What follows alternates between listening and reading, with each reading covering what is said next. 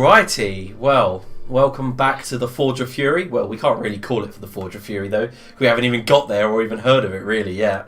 But, okay, so quick catch up. If you guys want to help me as well, because my memory's a little bit fuzzy. But I believe last session you left Oakhurst to move towards Fort Ehrenspire. Lord Dolas' new citadel in the countryside in Bindland. And during this process, you were introduced to Erky Timber's brother by the name of Tumble, your new party member right here, played by Chris. Pete did a little bit of investigation and realised that Arlie Aiden is nowhere to be found, so you just left him. You thought, fuck it, it's been 3 months. Well, I don't think it was as much as 3 months, it was a couple of weeks, actually, sorry. But you left thinking, you know, Arlie Aiden always finds his way back like a loyal dog. And you set up in the fortress, and as 3 months went by, I think Tumble was one of the first ones to find it, but there was these weird illusionary magical items showing up around the place. And they showed you the previous Baron's son who owns this fortress, a dwarf. And before you chased him down, you met Baron Alfian, the guy of the nearby lands. He came towards you and said that he's having trouble with orcs invading his villages and that you should keep an eye out. You also then met the alderman of the nearby villages. He was going to arrange all the taxes and stuff for you. And then you set off to help the villagers because they could hear screams coming from a nearby valley, nearby ruins. You went to investigate and found that the prince who had previously owned the fort was a bit of a necromancer. And you guys found his corpse below the fortress and you put him out of his misery because he was a zombie. Not before defeating his Frankensteinish flesh golem. Yeah, that's fun. And you returned back to Fort Ehrenspire. You made your marriage contract as your father turned up. I didn't really do that. No, your father got the best deal for you. Yeah, Dad just raped the shit out of people. Yeah, he really did fuck up Antonius Bradford, did he not? Yeah, just a little bit. Yep. Okay, I'm trying to remember. Oh yeah, your family's name is on my phone, not on. I was looking through the handouts. Actually. Okay, guys. So. Yes. Oh yeah, I forgot about that. Thank you. Mern and Tumble found some barrow dens around the land. They were old, ancient tombs, basically. Bodies buried deep beneath the hillocks that surround Fort Ehrenspire. And you realise, wait a minute, these people are buried with a fuck ton of treasure. Yeah, So found loads of platinum. you did, and you started to dig them up because why the fuck not? They don't need it in death. And then we put And nothing bad could possibly happen from digging up tons of dead people. No, nothing at all. And with the platinum, I believe we started to construct a wedding ring for. Yes.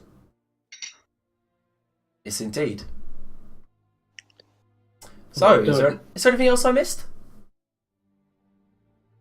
We killed a giant flesh golem. Yeah, There was a weird fairy type creature in the you old arcane sanctum. yes, the necromancer had a familiar, and you met the Fae.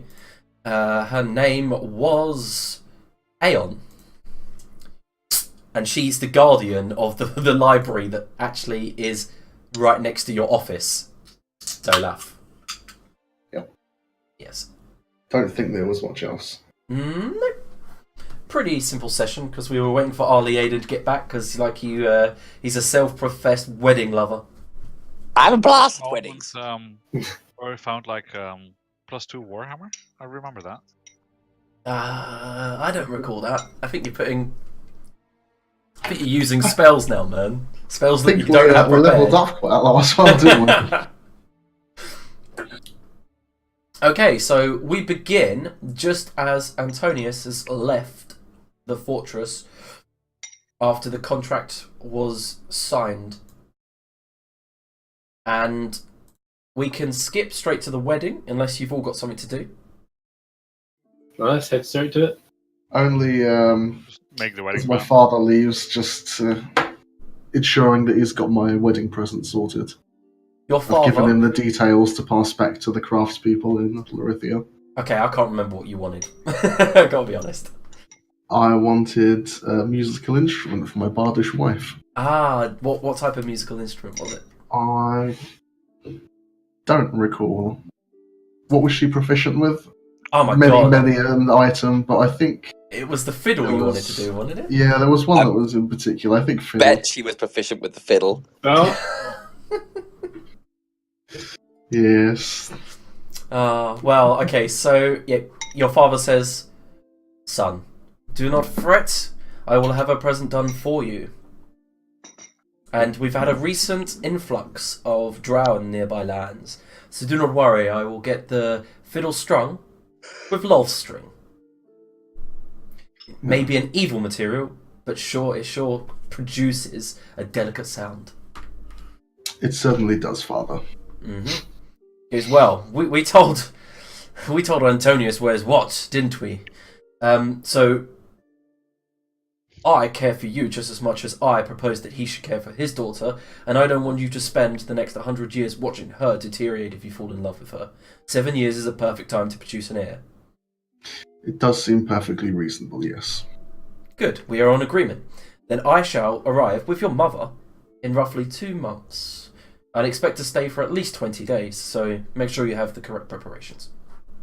Yes, now we've received the men, women from Larithia. Mhm. We'll make short work of turning this castle around.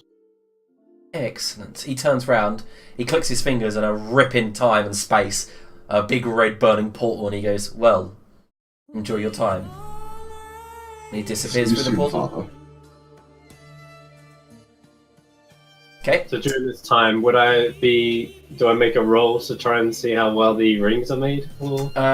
You and I'd suggest letting Mern do it, but actually, I'm proficient in I have, tool crafting and yes. general. Double expertise in Smith's tools. okay, so both of you make a roll. How about you working together? This isn't the advantage disadvantage stuff. I'm not making a weapon here. It's a ring. Yeah, but he's gonna make the metal band, and then you're gonna make the gem. I'll cut the gem. Yeah. Okay. So it's my dex plus my proficiency, I guess. Yeah, both of you go ahead, sir. Alright. This should be +2 extra. for Wow, the- we both rolled average, but it's pretty good considering we both got +5. So you both got 15, but actually, I think you got. It's 17 for me, I think. Ah, okay. So Because I have, like, if I make any roll with Smith's tools, it's doubled. okay. So what Proficiency. what materials were you both using? I'm using sapphires. And I think I wanted to make the band out of platinum. Okay, so we start with Mern first. He spends the next week hammering it into perfect shape. Basically, just this continuous process of shaping it, and he keeps going back to ask Dolaf like what size finger and doing a slight measuring to make sure that you got it correct. And within a week, Mern, you've produced a platinum ring. It's worth quite a bit.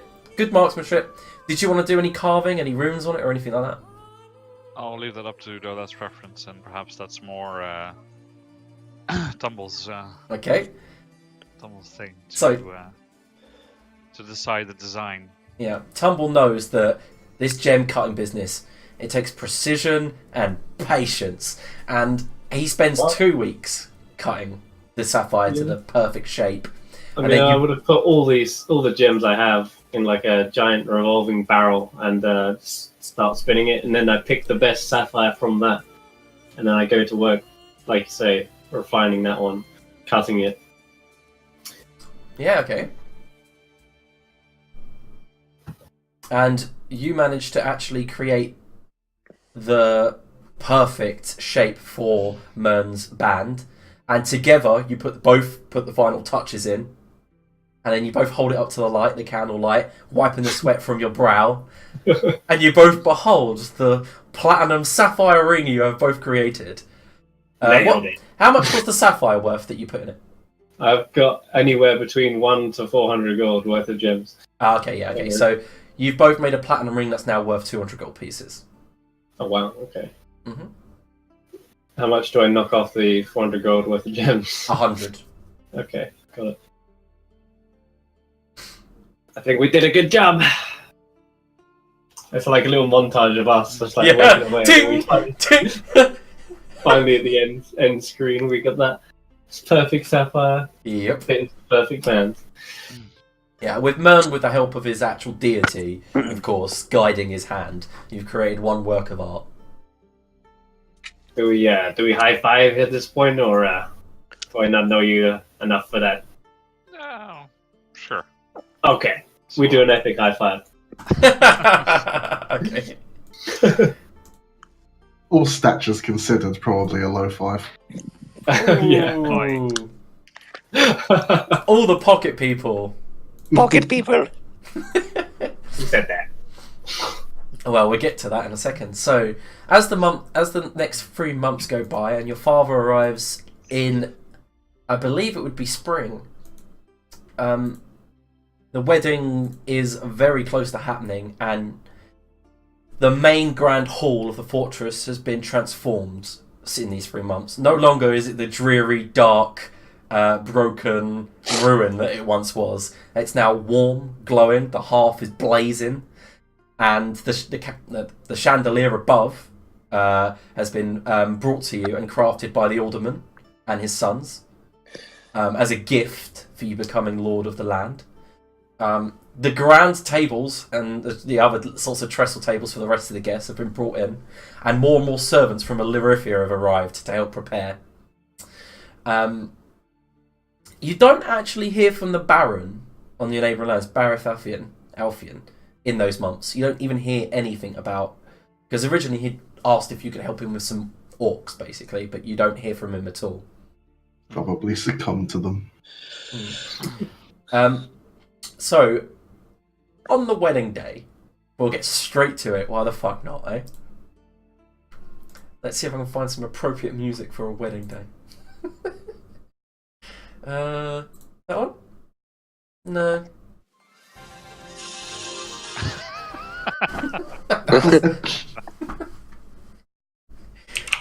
Okay, so as the guests begin to pile in,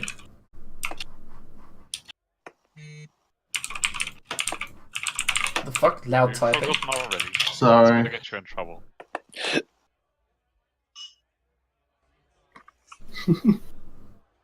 Brilliant. I love that. Yeah. That's so good. What's going on? I can't read it, remember, because I've got... What's Okay. my wife's name? It's Ott Catler! Ott Catler. I'm sorry, all I remember is Ottie and Cat. But full Yeah. name, Imagine you like whispering to the priest before she walks up It the aisle. starts the wedding. It's just like, What's her name again? I Yeah. take you. Yes, you. You my Yeah. wife. Her Just name... quickly, like, look over the registry. It's actually in the NPC's handout I've shared to everyone. I know. I was looking for an individual one. Now, Ott Catler Bradford. Right, it's just a handout. It's just your wife. She clearly doesn't Wife's deserve just a her handout. handout. Yeah, that's all she is. Just generic NPC. Okay. Oh, On the morning of the wedding, early morning, your father arrives in carriage. Not father, your mother arrives in carriage. And Pete is the one to usher her in, and she, as graceful and elegant as you can remember. She walks in with her blonde white hair tied into several plaits around the back of her neck. Her face has the henna tattoos that she tends to keep from her tribal era before she married her father, and she rattles with jewellery as she walks in wearing her elvish noble robes. Her bright blue eyes regard you, and then she breaks into a pearly white smile and runs straight over to you and goes, "My son," kisses you straight on the forehead. It's good to see you again, Mother. She looks you up and down and goes, "Have you been eating correctly? You look skinnier." We've travelled a lot, and the keeper's only really just got to a decent state. Yeah, she like I'm fine. starts like touching your arms and going, "You've built muscle, I can see, but you've got skinnier. You definitely need to eat more fats." And she walks off, wipes her finger along one side of the chest of drawers near the front. She goes, Yes, and the keepers aren't obviously dusting as much. Anyway, I have come bringing sad news, my son. Your brother will not be able to attend the wedding. I'm afraid Volodar is doing his honourable duty on the northern border, defending Larithia from the invaders. White Walkers. That's most unfortunate, but completely understandable given the circumstances. But he does want me to give you this, and she clicks her fingers, and one of her handmaidens brings forth a figurine, and she hands it over to you. And as you hold it up, you see it's obviously your brother taking the piss out of you. It's a figurine made of you from when you were a kid holding a bow. Most gracious of Volodar. Yes. I should really send him a letter of thanks for this. Yes, well, it's a running joke at the moment because your father got him one for his last birthday of him when he used to run around with that wooden sword of his. Yes, well. Yes, so he's passing the bitterness on, of course. Yes, of course. I mean, he's quite sad that he couldn't attend though, Dolaf. So. Well, I suspect so. I mean, it's a good chance for a drink, isn't it? So. Yes, very, very good point. One of his vices. Anyway, can you please show me to my bedchamber? I would like to prepare. Of course. Follow me. As you're walking down the corridor, you see that Urki and Corky are yelling at each other from their bedroom, and you can hear Corky going, "Just fuck off, please!" And he goes, "Well, the foul mouth is enough. I'm going to go see my brother." And as he walks into the corridor, he looks up and goes, "Ma'am." And then he goes, "Unlucky Dolaf. Marriage. Fucking sham." And he just walks off down the corridor. She goes, "Oh, what a pleasant pocket person." And now you suddenly realise where Ali Aiden, your second cousin, might have got it from. Yes, they're quite peculiar folk, I must say. Quite a few arguments. Okay, well, I will be out for lunch very soon, but I'm just gonna get changed. And you see 5 or 6 servants dragging in cartloads of clothes and jewels and all kinds of provisions. As always, expect your father to make a grand entrance. So, the whole magic portal, the lot. So make sure everything's nailed down on the tables. Yes, I don't expect he'll do anything less than attempt to steal the show. Yes, that is your father, and don't worry, both of my sons take after him. Trust me. Thank you, Mother. Okay. I'll leave you to it. What about Tumble? What is Tumble up to the morning of the wedding? Well, I guess he'd be... Is he looking after the rings? Is he kind of like best man in a not-so-best way? In a not-so-best way, No. yeah. Like, who would you actually have as a best man? I would have liked to have allowed Pete the honour, seeing as he's been with me the longest, but with him having to attend to, the security of this wedding, Yes. I would actually like to ask Mern. If you Alright. do me the honour. Well then, Mern's the ring bearer, so he'll be looking after the actual rings. Ring of power. I'll just be kind of chilling out in the workshop. Be like, "You got the rings, yeah?" For like the 100th, yes. it's like the 30th Yes, I time do. I've asked you. No? There's probably a few moments where Mern pretends that he's lost them, and Tumble goes into a hissy fit. And soon finds out, of course, that's Mern didn't actually lose them. Yeah, it's probably like kept somewhere safe, like in your beard or something. I don't know. The safest place for a dwarf. As long as they're kept Sounds about safe. right. Yeah. I don't want to get on Lord Erenspire's bad side. He's giving me pretty much free accommodation here, so gotta stay in his good side there. So how many guests are we expecting, do you reckon? You're expecting not a lot. I mean, it's quite a personal affair, but you are expecting the alderman and his family to turn up, and a few of the other important elders that you've met from the village. Unimportant, but they deal with the law and the stuff, so you don't have to get involved. You expect them to be on the common table, which is right by the door. You'd expect Dolaf's family to be on the left table, before the dais, and then you expect the Bradford family to be on the right before the dais. They also all bring their own guests. There's a table up on the dais after the ceremony. The important members of the wedding are. So they'll have the groom and bride and the guards, basically, and handmaidens. So whoever Dolaf says can stand up there with him or sit up there with him and feast goes and sits up there with him. It's up to him completely. You know that Ott Katla wants her mother and her handmaidens, not her father, believe it or not.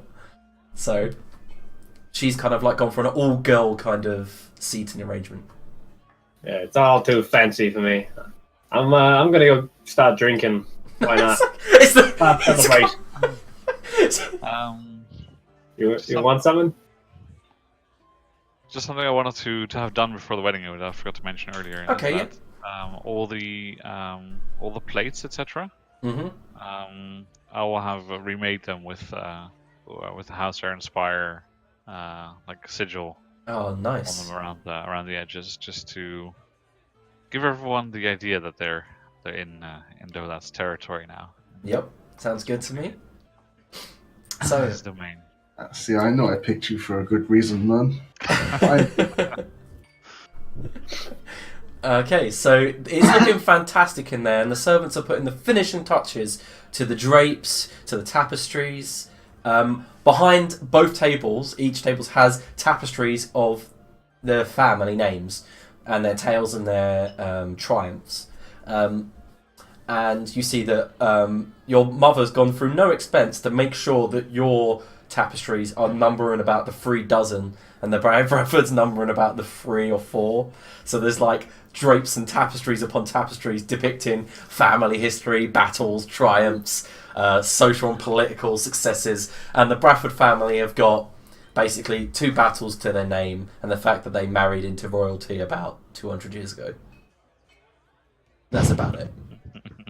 But like to see. The servants from the Bradford family are doing their best, and around midday, Antonius arrives with his wife. His wife is a half-elf, and of course Antonius is a half-elf as well.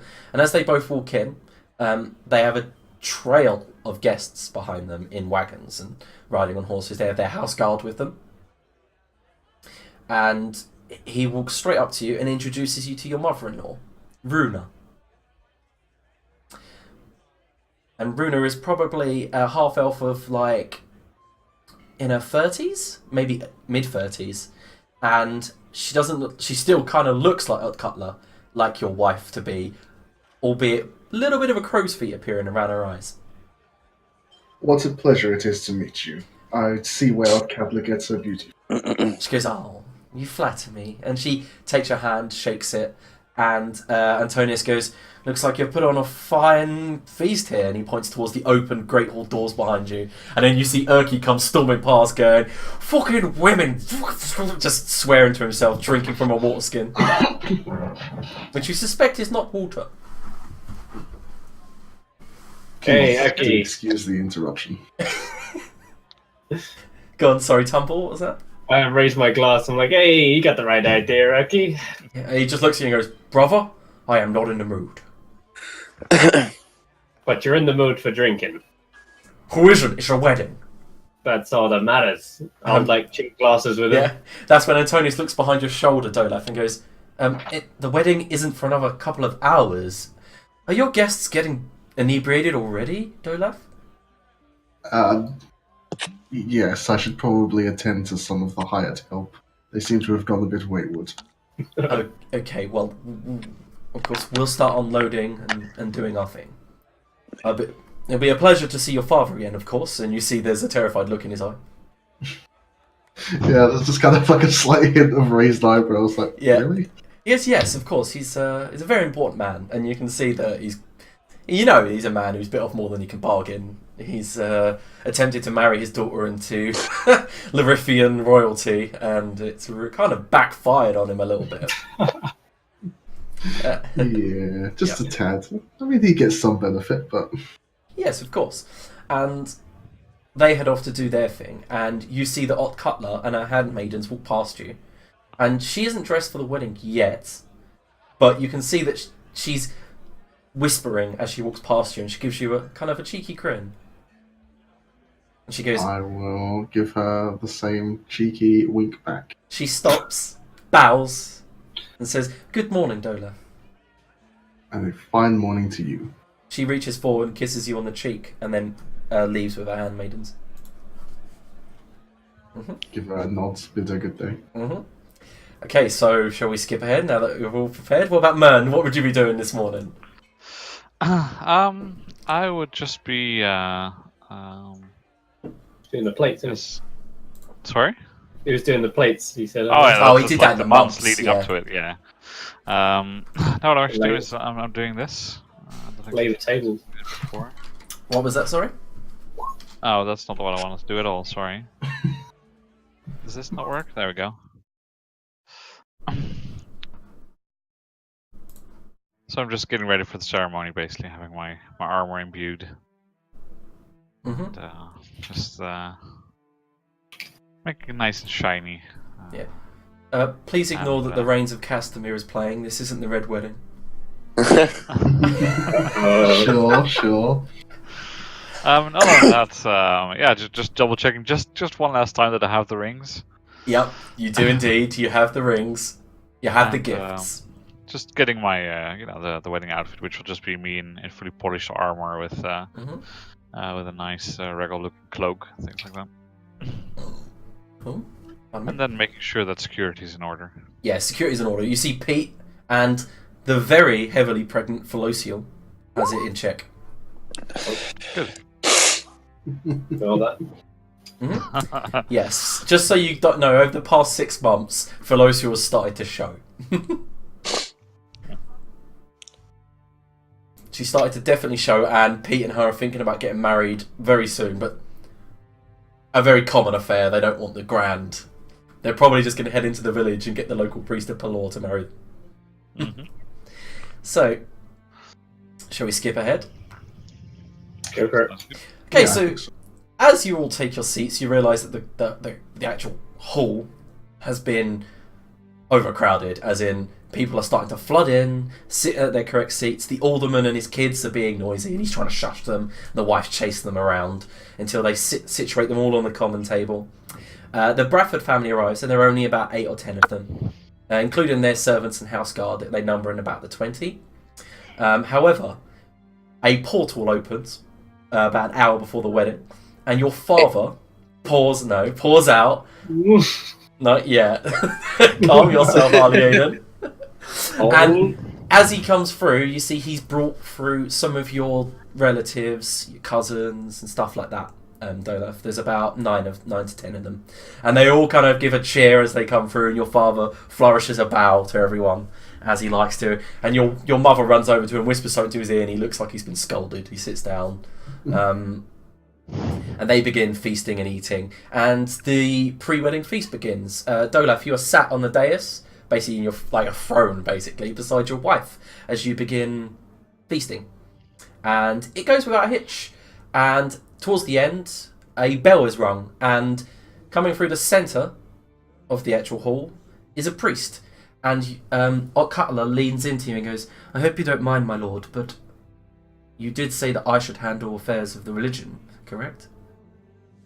That is correct, yes. Well, We're normally quite secular. I would get a cleric of the god that I follow, but I thought that all marriages need luck, right? They are hard work. I've been told, I've witnessed it in my mother and father, so I decided to get a cleric of Timora here. And do you know who Timora is? Principal? Oh no, he's laughing because he knows who Timora. Yeah, this is the god of partying, essentially, right? Yep, and luck. Luck, good fortune. Mm-hmm. And I'm not laughing about tomorrow. I'm laughing about I remember a certain cleric of tomorrow. I'm not sure if this is the same one, but no, it's not. okay. And as she walks in, she introduces herself as Eitri and goes, "I will be your cleric here. I will say the vows and the words, But it's up to you two to keep the peace between you and love each other unconditionally. And you see that there's a space for her to sit at the common table, and she takes a seat. The act of gift giving in your wedding society, in your society, is one of the main activities and the main events in a wedding. So at the beginning, at the end of the feast, a bell is rung, and everyone begins to bring their gifts. But before that, there's a static energy appearing in the middle of the hall. Blue lightning begins to flash around. Your father jumps up, readying a counter spell. You can see it in his hand. And as the portal rips open, Arlie-Aiden, you step through. There is literally a cascade of 1,000 orange toads that literally spill through the portal over everything, guests, the dinner tables, plates, the food, everything. And he kind of rides the wave, kind of like sat down as it kind of like placed him on the floor. Oh, hello. And that's when your father goes, Arlie-Aiden, how dare you! My kind and gentle lords and ladies, I wish I could explain my tardiness, but alas, I cannot.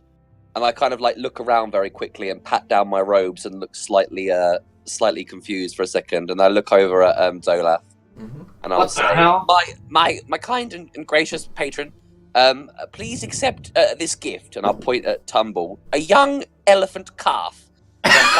What the hell? Of the Saharan desert, for you and your lovely bride. What? There's loads of frogs! It's the first sign of the Ragnarok! Thank you, Arlie-Aiden. Here I was thinking we'd already had the most spectacular entrance from my family today. That's when behind Arlie-Aiden, the most beautiful, as I can explain, male elf walks through the portal behind him. Tall, 6'8", lithe, angelic looking, hair floating back. Oh, the only way I can say is picture what Sauron looked like in his elvish form. And just completely blazing white. The glow disappears, and that's what your father, by the way, Dolaf, goes wide-eyed, bows low, and goes, Master Kolka, and even your father's stuttering. It's a fast for everything, I suppose. He turns and goes, my student. And he walks over, puts one hand on top of your father's head, who then lifts his head up, and he goes, turns to all this angelic figure, turns to the rest of the procession and says, I have brought a gift for you, Dolaf. Your second cousin has served me well in the past 6 months, and I wish to pay you back for stealing him from you. Do tell me it's the cleansing of 6,000 frogs. As he clicks his finger, they all explode into fairy fire. Thank you. He strides up to the dais and goes, let me be the first. And he produces from his robe impossibly large mirror. He just seems to pull it out. It's about 4 foot long. It seems to just come out of his robes as if he's got a robe of holding. Places it down in front of you. Arlie, stop it! Places it down in front of the mirror and then leans in close to you, Dolaf, and he says, every wedding night is exciting. And he winks at you and he goes, say the words to this mirror and you will find that me and Arlie-Aiden have built you the perfect paradise to honeymoon in. And he hands you a scroll and pushes it forward, and you see there's an elvish word on it. He goes, do not use it now. Most graceful and gracious, if not slightly disconcerting. But thank you nonetheless. Okay, yeah, and you see that one of the handmaidens picks the mirror up, puts it down. And you see it's got like elegant platinum frame to it. And you couldn't see your reflection in it, by the way, when you looked in it. I'll take the scroll and pock it into the wedding jacket. And that's when everyone else gets to give gifts. Arlie-Aiden. Yep. What is your gift for your second cousin? I present him Tumble as a young elephant calf. Who the hell are you calling an elephant calf? Oh, it speaks as well. Look at how well I've done.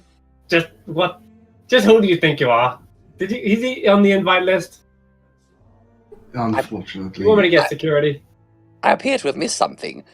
Because I swear I bought a muzzle somewhere. I'm not quite sure where I put it. You didn't bring shit.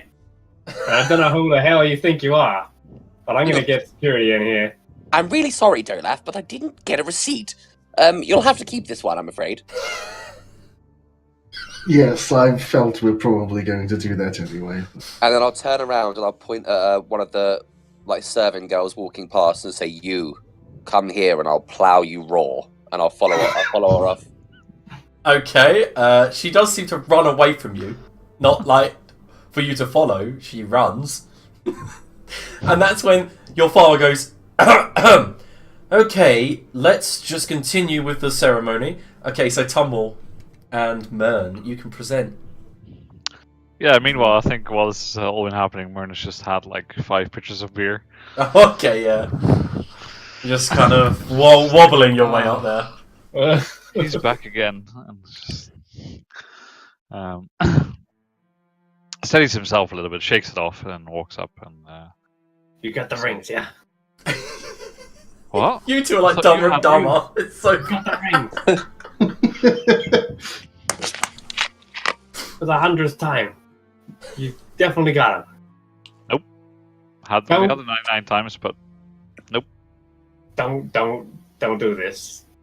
Don't joke now. Where are they? You two are basically in front of the dais. Like, don't laugh. I just walk up and I just like reach into my beard and hand them to There you go. hand them out. I imagine they're in a nice velvet pouch. Yep. And take them out and Okay. Besides a sigh of relief. Yeah. Okatla puts her hand out and accepts them, opens them and goes, "Thank you, Mern and Tumble. They are beautiful." And she shows them to you, Dolaf. Thank you. It's most gracious. She places one in front of you and places one, and she goes, "I'm assuming the small one's for me." And you can see you craft, like, the small one fits straight onto her finger. So you both get a platinum ring each. It's your wedding band, basically. And so you two have given your gifts.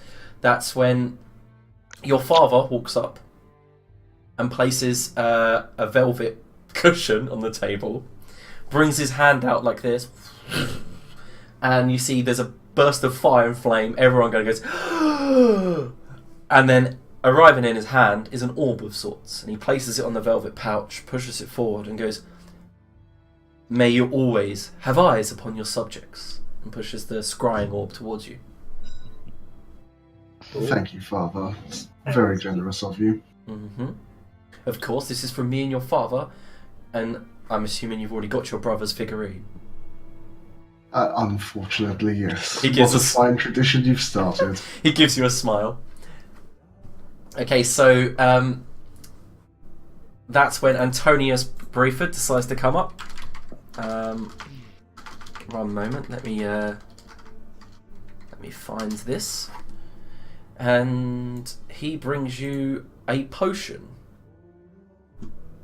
He places it down upon the table, turns it towards you, and you see that it's old, maybe 80 years old. You can see by the date. Pushes it towards you. Thank Yes. you for your fine gift, Sir Brayford. No, it's my pleasure.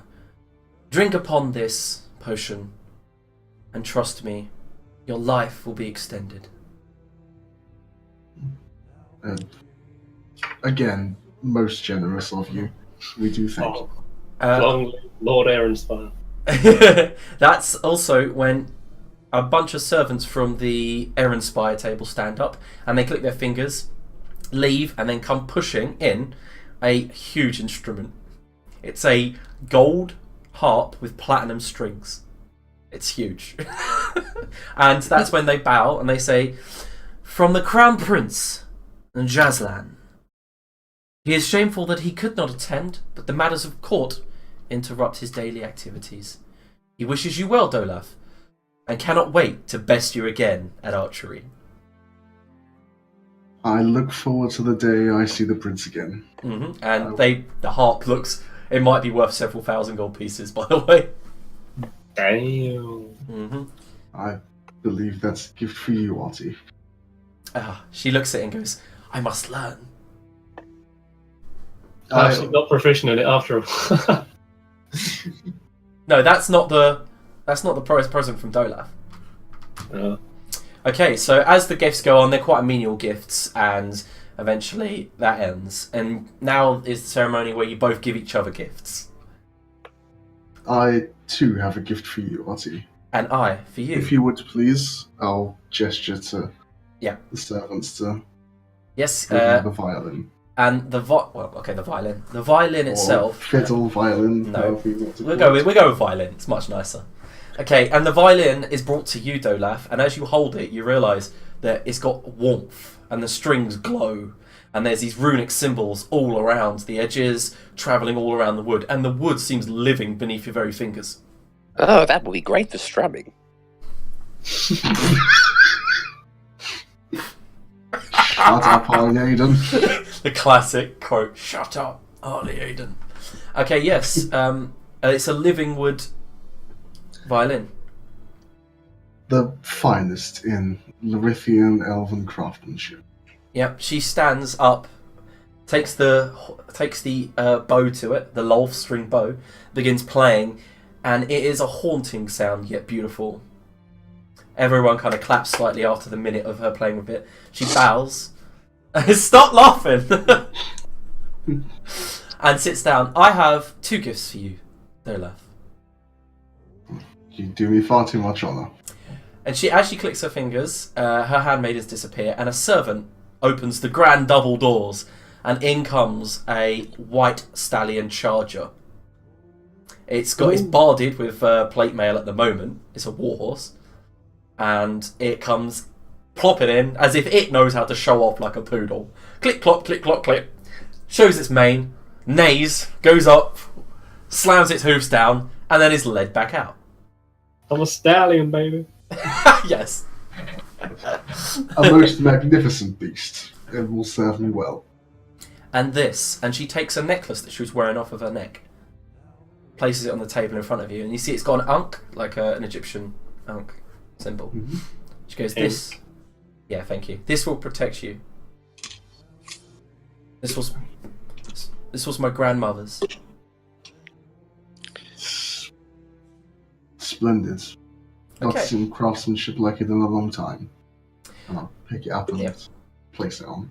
Okay, and soon There you after the tables are cleared and the ceremony goes ahead, and the priest of Timora asks you both to bind yourself together via hands and arms using the girdle, and you say your words. I'm assuming we can skip that and say that you both came up with an adequate poetic vow to one another. Yeah, let's not let me improv that. No, okay, and everyone cheers as you are married, but everyone else but Dolaf, can you make perception checks?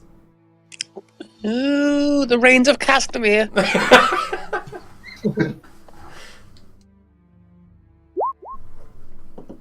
No, I'm drunk.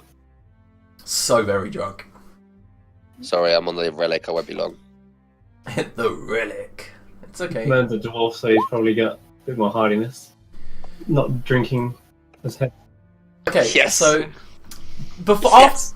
after the gift given is done, Kolka, your master, Aliaden, and lover, leaves.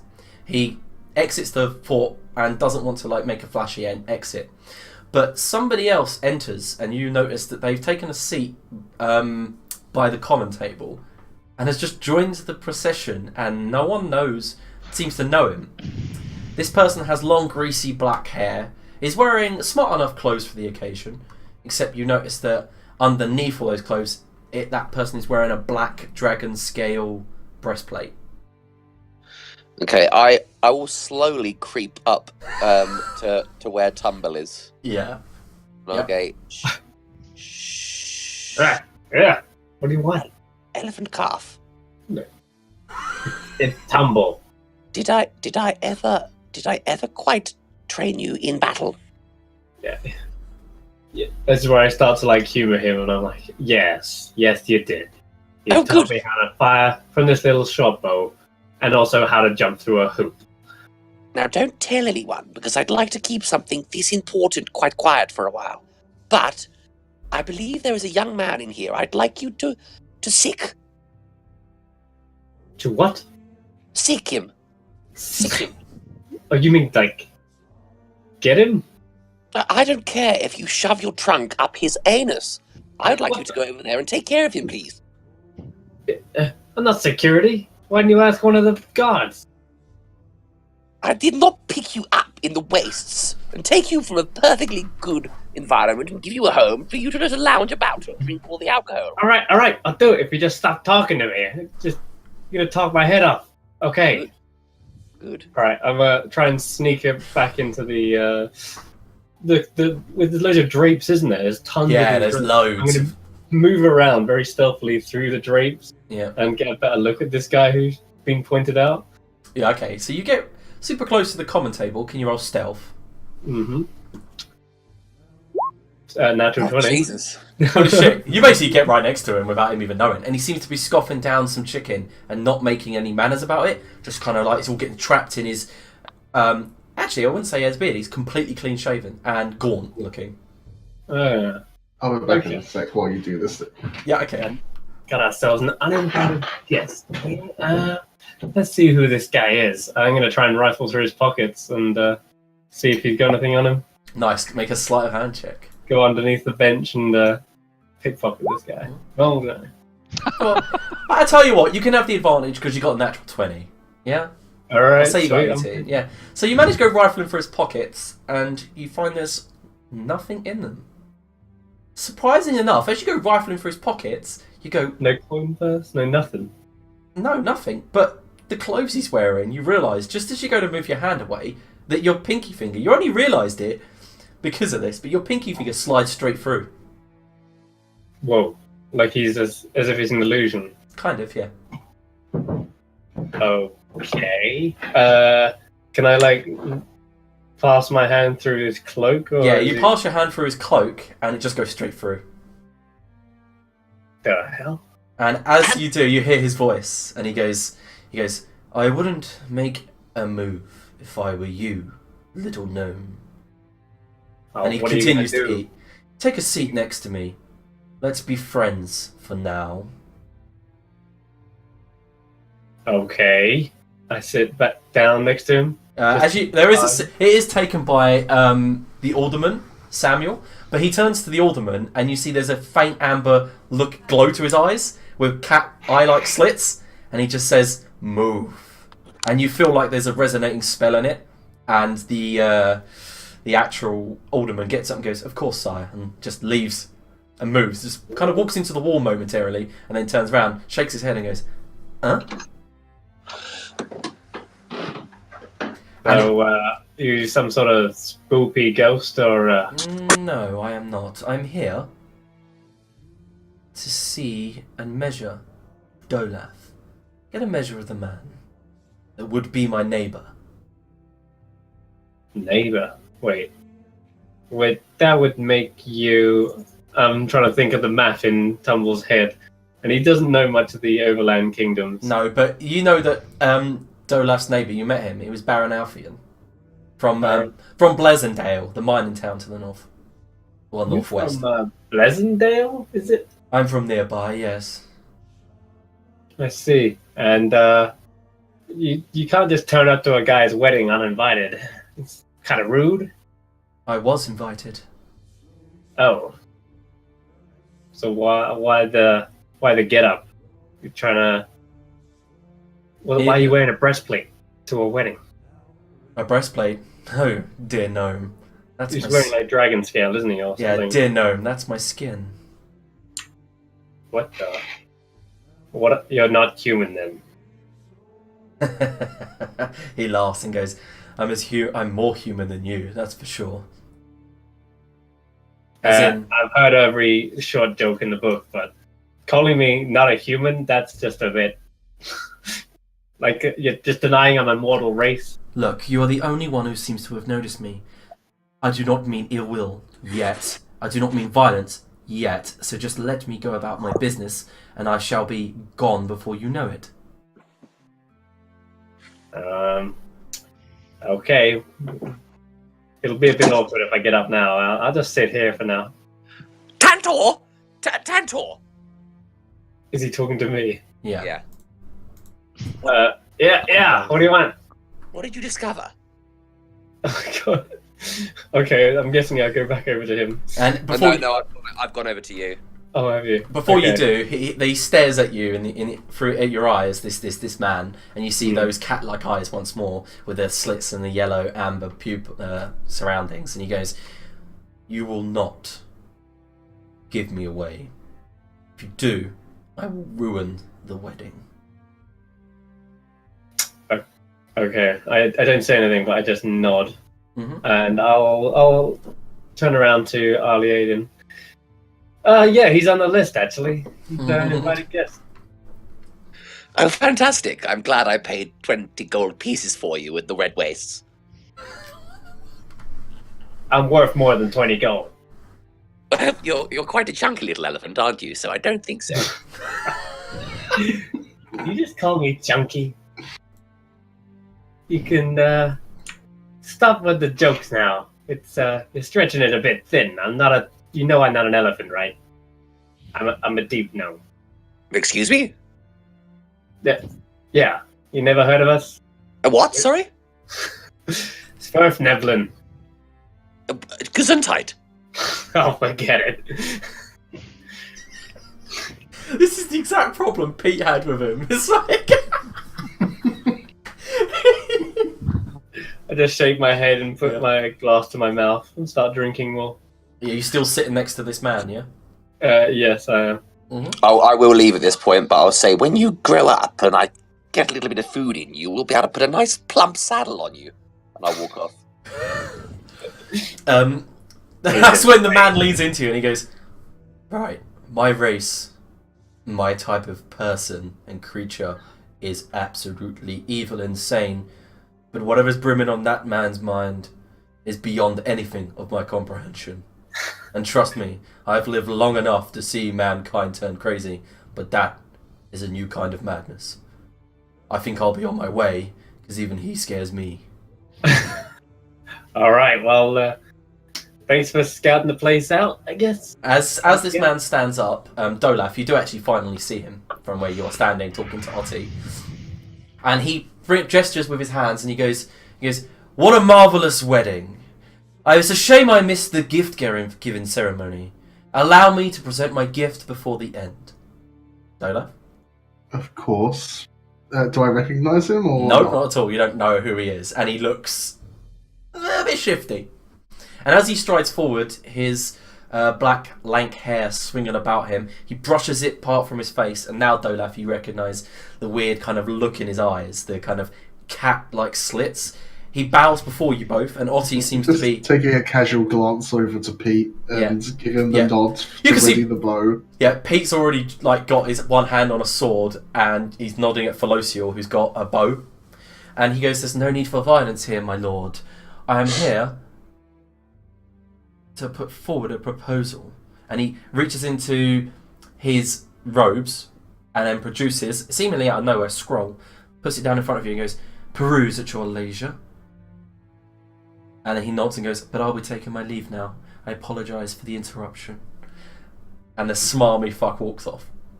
We thank you for your attendance. And I'll pick up the scroll and look through it. Oh, right now? Yeah. Alright, so as you begin to peruse it, it's a declaration, an alliance between something, what looks like the neighbouring lands called the Stone-Tooth Mountain. And you realise that Baron Alfion's land surrounds that mountain. Mm-hmm. And it basically says that you are to not cross into the lands surrounding the Stone-Tooth Mountain, because they now belong to Nightscale and the Stone-Tooth clan. If you do not trespass, you will have no problem, no trouble. Okay. I'm just going to pass it straight down to Father. Yeah, he looks wide-eyed slightly, stands up, walks towards you and goes, "Let's not interrupt the wedding yet. We'll talk about this tomorrow morning." Yes, I think that's probably for the best. He nods and takes the scroll with him. Are you alright, Chris? You seem to have frozen. Yes, you have. Yeah, so the wedding goes without... The rest of the night is partying, basically. I assure you I'm not frozen in real life, if that's what you're worried about. No. Are you okay? Got a crick in your neck. There we go. Maybe all the insults finally got to you in your mind. Just Broke. Just broke his mind. It wouldn't surprise me. So, as they are, we'll deal with the. We're not going to deal with the whole, the wedding night. But let's just say, Dolaf, that Otti, before you get down to the business, is playing around with a mirror that Kolka had gifted you, and she goes, "My lord," and she's in her nightgown. She goes, "Have you got the scroll that he gave you? May I play?" Yes, of course. And, we are married now. Please do use my name. Oh, okay. Well, yeah, sure. But as she opens the scroll, she says the word, and right in front of your eyes, she disappears. Yeah. What?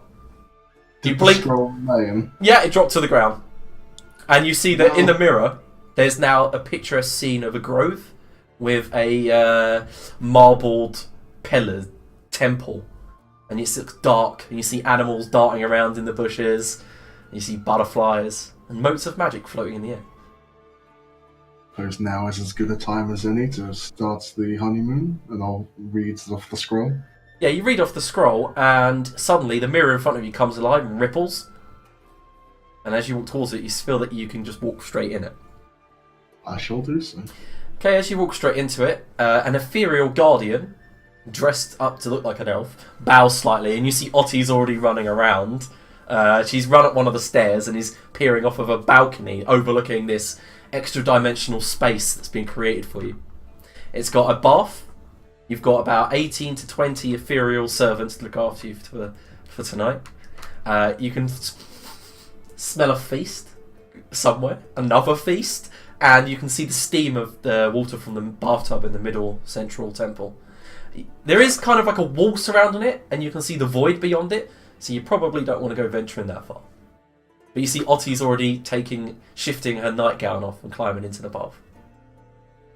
Well, yeah, no time like the present. Okay, so you wake up rather refreshed, if you know what I mean, and gain inspiration. Sexual healing.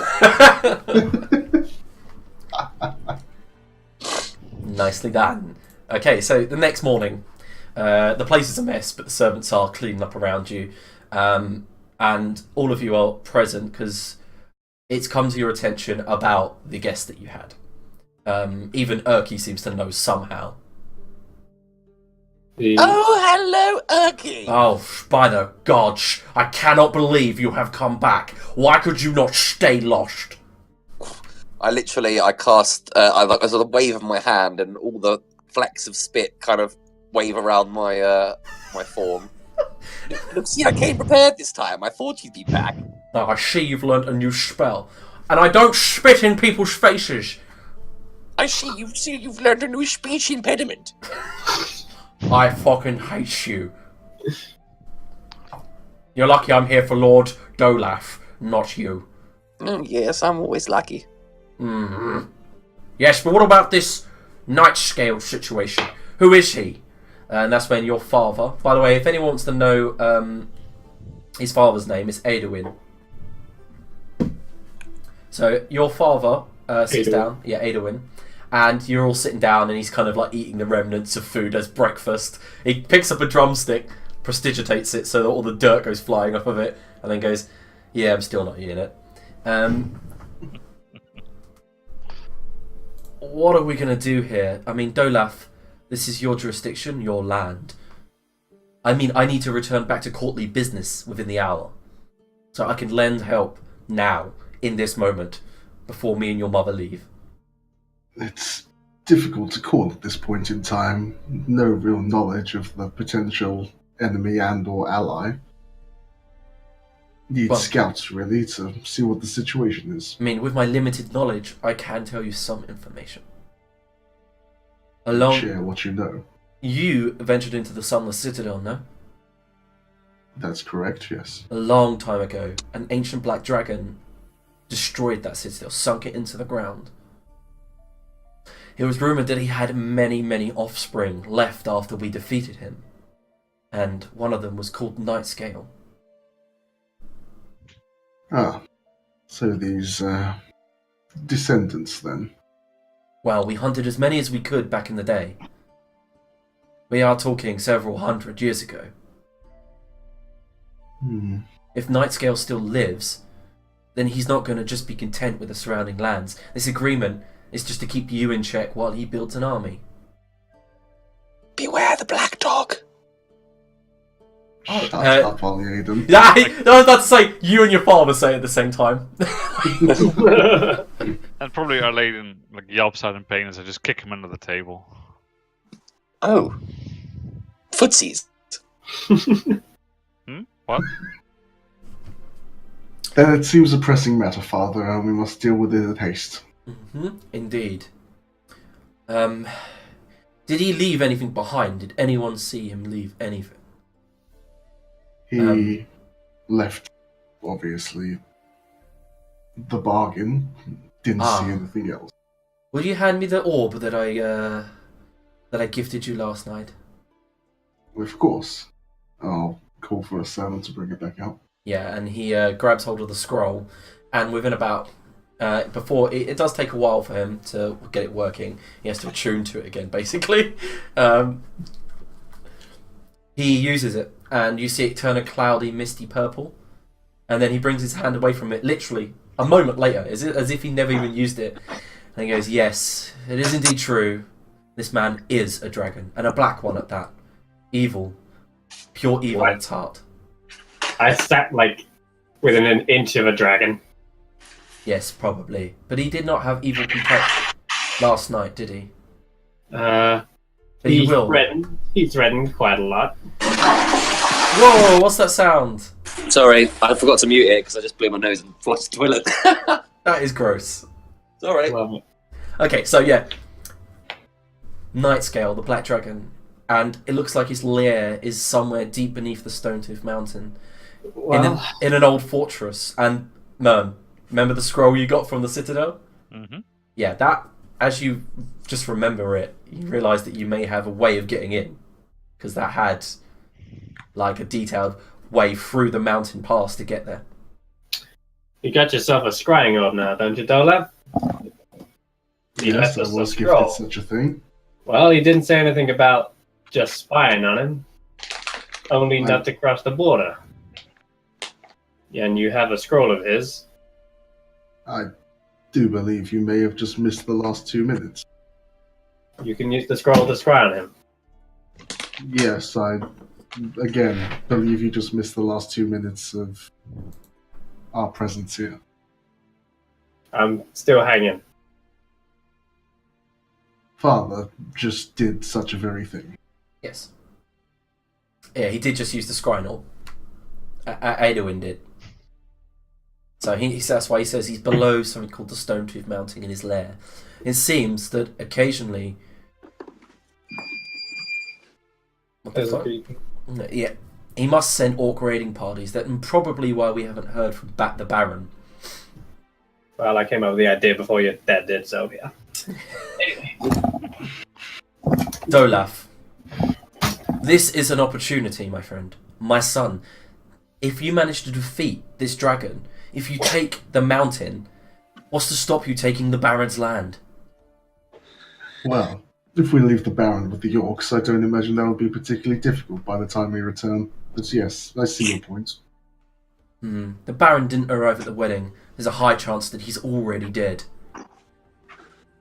Quite possible. We can have someone investigate that in the meantime, but I think we will venture forth. Good. What? Just like your brother. I'm proud of you. Anyway, treat your wife well, and then he says, "And I love you. Just make sure you don't get yourself killed." And then You're all starting to sound as mad as Artie Aiden here. You just identified it as a black dragon, and now you're gonna completely disregard his warning and go straight into his lair? What? We've dealt with dogs before, of course. yeah, the white dragon, yeah. If what my father says is true, then we need to strike before he can amass a further army. We already have one army to our northeast in Radagland. That has been a problem for quite some time already, hence my presence here. Now, if we're going to be fighting on two fronts, I want to address this threat before it becomes a serious issue. Also, thank fucking God we finally get out of here. Got some action. I'm glad we have someone in agreement. Okay, so by the way, your father says goodbye to everyone, shakes their hand, and then he grabs Ali Aiden by the shoulders, looks him dead in the eye, and goes, "And by the gods, man, calm down." And then turns around, disappears for a portal. If that man touches me again, he will lose both hands. I long to see the day. I really do. But yes, Tumble, of course you've joined us anew. This is your choice. If you wish to come with us, we won't force your hand. Jesus. Perhaps just the leg then. He did say if you don't cross, he means you no trouble, didn't he? But also, being a black dragon, clearly a liar. Yeah, he did say something about, no violence yet. No killing yet. Exactly. So basically, all he means is he needs time to amass further troops, further power, increase his land gain, and then we're done for. Which mountains did you say he was hiding under? Stonekloof? Stonekloof. Have I heard of the mountains, seeming as normally underground? Make an intelligence check, because they are. It is. You would have heard of the mountain, but you might not have heard of what's there. Is this like history or? Yeah, actually, history would do good. Although Mern, just so you know, that scroll just gives you a natural 20 no matter what. Oh yeah, I know. I know, you know that, yeah. Yeah.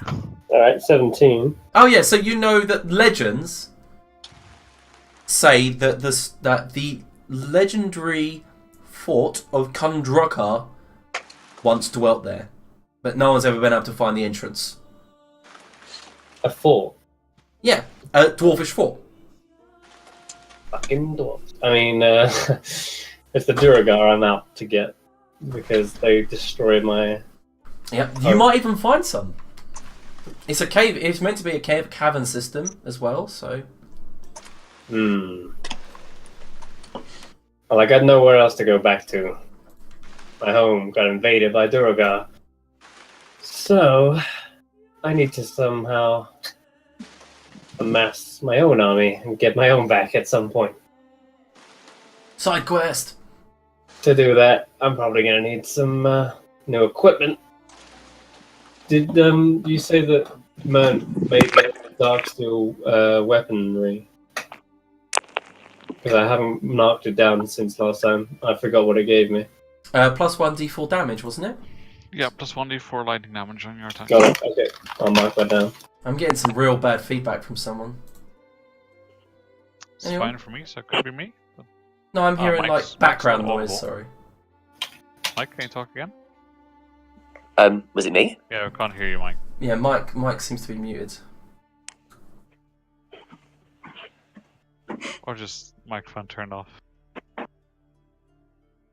We can't. I can't hear him. Someone stole his voice. This is the spell the Black Dragon left. Did you make me an offhand as well? Because I'm currently using a short sword, but I can use an offhand, can't I? You need to take the 2-weapon fighting. No, you don't. No, you don't. Just but don't add your damage. yeah.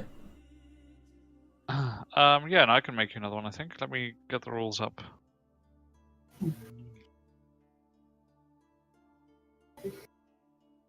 It's better to wield 2 short swords than a... I mean, it's not necessary, but... Hello? Hello, No. much better. For some reason I was permanently muted. Have no idea why. Just keep in mind that if you attack with your offhand, it's a bonus action, so you can't take your cunning action as a... to use cunning action or fast hand, right, okay. Yeah, you can still do it, just in case you want to. I mean, I think I have enough materials for it. Let me just check how much it is to make one. If it's too much, don't worry. It's good. It's fine. No, I just need to know if I have enough materials or not. Okay, so we've got prep time if you want to prepare before we leave to go. Yeah, well, I need to gather the troops and see who's willing to journey forth with us, and who we're going to leave behind to look at. Well, I am getting some background noise from Todd. It's like, sounds like you. Yeah, some clicking and stuff. Yeah, clicking and stuff. It's quite loud. Sorry, guys. Yeah, I can make you an offhand as well. I have 3 units left, and it takes 2, so I'll have 1 unit left after that. Cool. So is another short sword. Yes, 2 short swords with. Perfect. Thank you. With 1. All right. So yeah, if we're dealing with a dragon here, he's most likely going to be sitting atop a big old pile of gold, right? That is the legends about dragons, yes. Yeah, I think I'm in. And what better than a deep gnome to take you around a subterranean mountain? Your guidance will be most useful, I'm sure. Tumble gets an odd look from Mern and doesn't say anything. What a bargain you were. Don't tell me you're coming. I'm afraid that I have a passion for dog training and other animals, of course. Does anyone want to explain that to Tumble, or are you just going to leave it? No, really. No, we're dealing with a dragon here, not a canine. What? Yes. Big, scaly, breathes fire. Are you related to that Urky fellow? None of you make any kind of sense at all, but I didn't know he was half elephant. No, Urky, yes, no. Urky is my brother, but no, we're not elephants. Big mystery solved, but of course, I'll obviously look to train him as well at the same time. I just didn't know he was that way inclined. Aye. Again, hold So my I head in think my we've head. gained enough information here. I'll leave you all to it. I need I'll to just speak with Put a hand on Tumble's shoulder and say, "It's alright, Tumble, you'll get used to it eventually. And when the day comes that you can't take it anymore, I don't think anyone's gonna worry too much if he disappears again for 6 months or a bit longer." Oh, I know what you mean. Mern just has a rather short temper. He ate some mushrooms once and he lost his very valuable height. I think that was a short joke. Oh, you're talking about those fucking mushrooms? Yes! Yes! I actually stole that idea from Chris, by the way. Oh, amazing. Alright, the Wild magic mushrooms, yeah. excellent. Okay, so, we'll start with Mern. Any prepped up what you're doing to prepare? Making us. No, it depends on how long the rest want to stay. If there's anything, if there is any significant amount of time, I'll do some crafting. Oh yeah, sure. It's up to Dolaf. It's up to all of you. How much time you want to spend before you leave. Yeah. as short as reasonably maybe- possible, but anything that's useful that's worth delaying for is worth delaying for, so. Right. Does anyone need metal armor made? No, not really. You get some studded leather, but Yeah, I can't Possibly. really do solid leather. okay, I might be able to buy it then. So possibly. when you're attacking with an offhand, does it just add your dex, not your...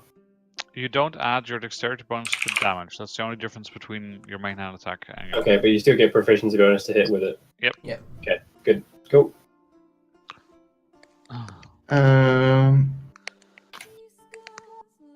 Okay. Can you actually hold on? What works out better? They both come out.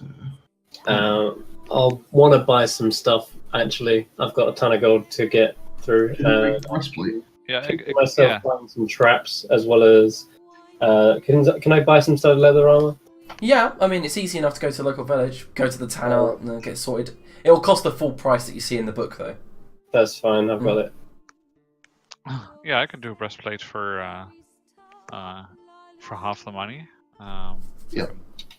I can forge it, and I think if this is something that you wanted, we could have done this during downtime. I assume, Liam. Yeah, sure.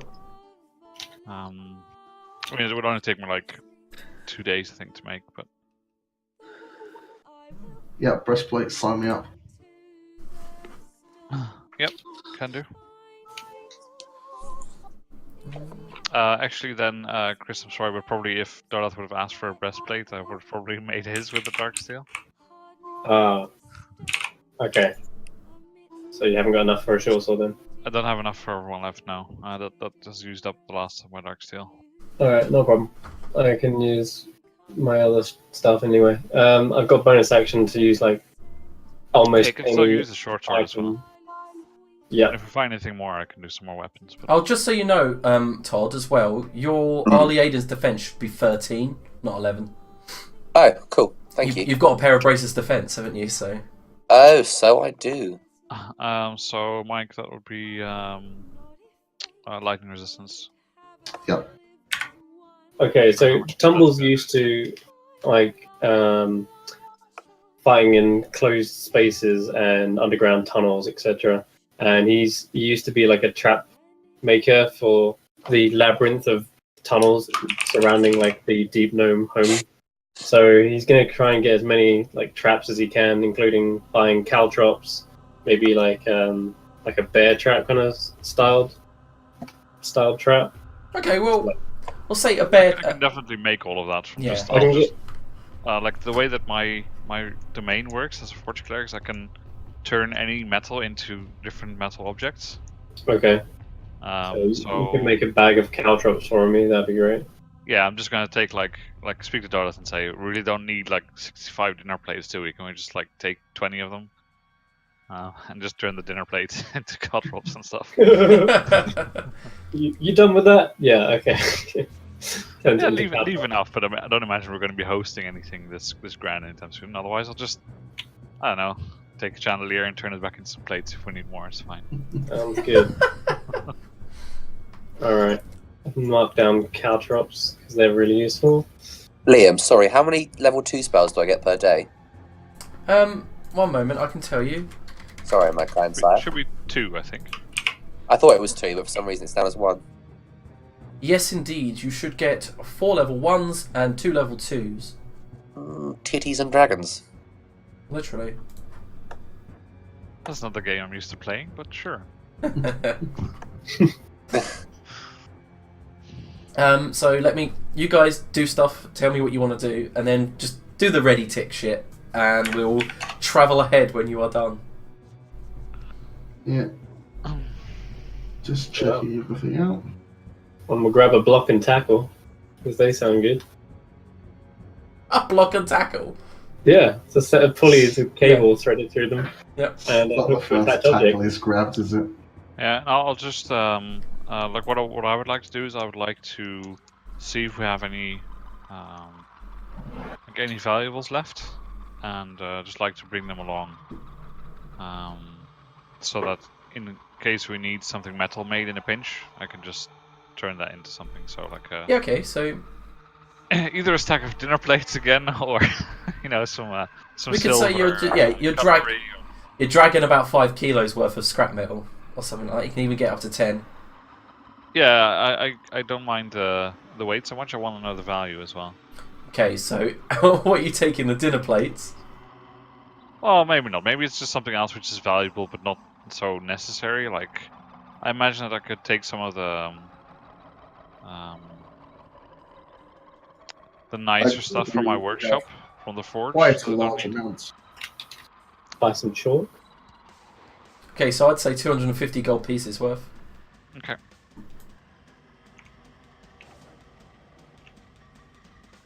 And of course, you know what it's going to look like when I bring it along. Yep.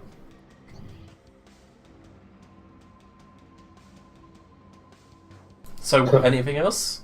Yeah, I'm buying a climber's kit as well. Okay, yeah. Going underground, climber's kit's essential. Gonna take the Where did- immovable rod with us. Todd disappeared, by the way. Yep. I guess our Layden's off again for 6 months. He did actually text me something about his character, so I don't know where he's gone. I mean, his phone died. Entirely possible. Crowbar. Hell yeah. That could have happened as well, yeah. Yeah, well, I won't bother changing the overlay. I'm just going to wait for him to come back. At least we look normal on our overlay now. Yeah. On your overlay, but not on the actual one. You look hideous. Rocket looks like 4 people. That's just rude. Hmm. It's got like everyone in there, even my arm. Okay. Shall we just say that you're done and we're ready to leave? I think I've made all the preparations I'm going to. Oh, gotta speak to people, obviously. See who else is coming. Tell Otti. Okay, so you have a choice of Urki, Corky, or Otti, basically. Please bring Corky. Please. Oh god. Oh, I don't know if I can. Okay, so you can invite them, basically, and see what they say. Yeah, sure, we can do that. I'll first of all go and explain the situation to Otti, seeing as I'm going to be leaving for however long it may be, so... So as you go to approach her bedchambers, you knock on the door. One of the maidens opens it and looks really worried at you and goes, "You must stop her, sir. My lord, please stop her. She can't go." And as you walk in, you see Otti's already dressed up in leathers. She's got a crossbow on the bed. She's strapping a quiver of bolts to her waist. And she looks at you and goes, "I overheard everything." Ah, very well. I assume you intend to accompany us then? Of course. And then she picks up the violin that you'd bought her, puts it in its sling at her back. She goes, "I can provide invaluable assistance, of course. I'm a warrior just as much as you are." I have no doubt of that. Your assistance will be most useful. Good. We are just preparing at the moment. If you wish to meet us at the entrance, then we'll be setting off in the next few hours. Yes, of course. She says, "I'm just going to prepare some scrolls." Of course. And I'll bow, leave. Mm-hmm. Yeah, you saw that she looked a lot different. Very different. Her hair tied into a tight ponytail. She looked like a warrior more than anything. Reminded you slightly of Felocial. Okay. Yeah, and then I'll head back downstairs and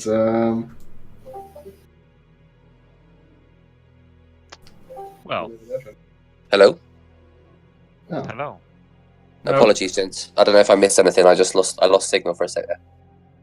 Ah, Yeah. you're fine. That was really odd. That you coming back seemed to turn off my camera. Oh, how rare. Anything is possible. It is indeed. The Okay, breathing so type space all- and frogs. All that you missed is that Otti is going to be coming with you. Otti? Who's Otti? That's Rocket's wife. My wife. Oh, Dolaf's wife. Okay. Mm-hmm.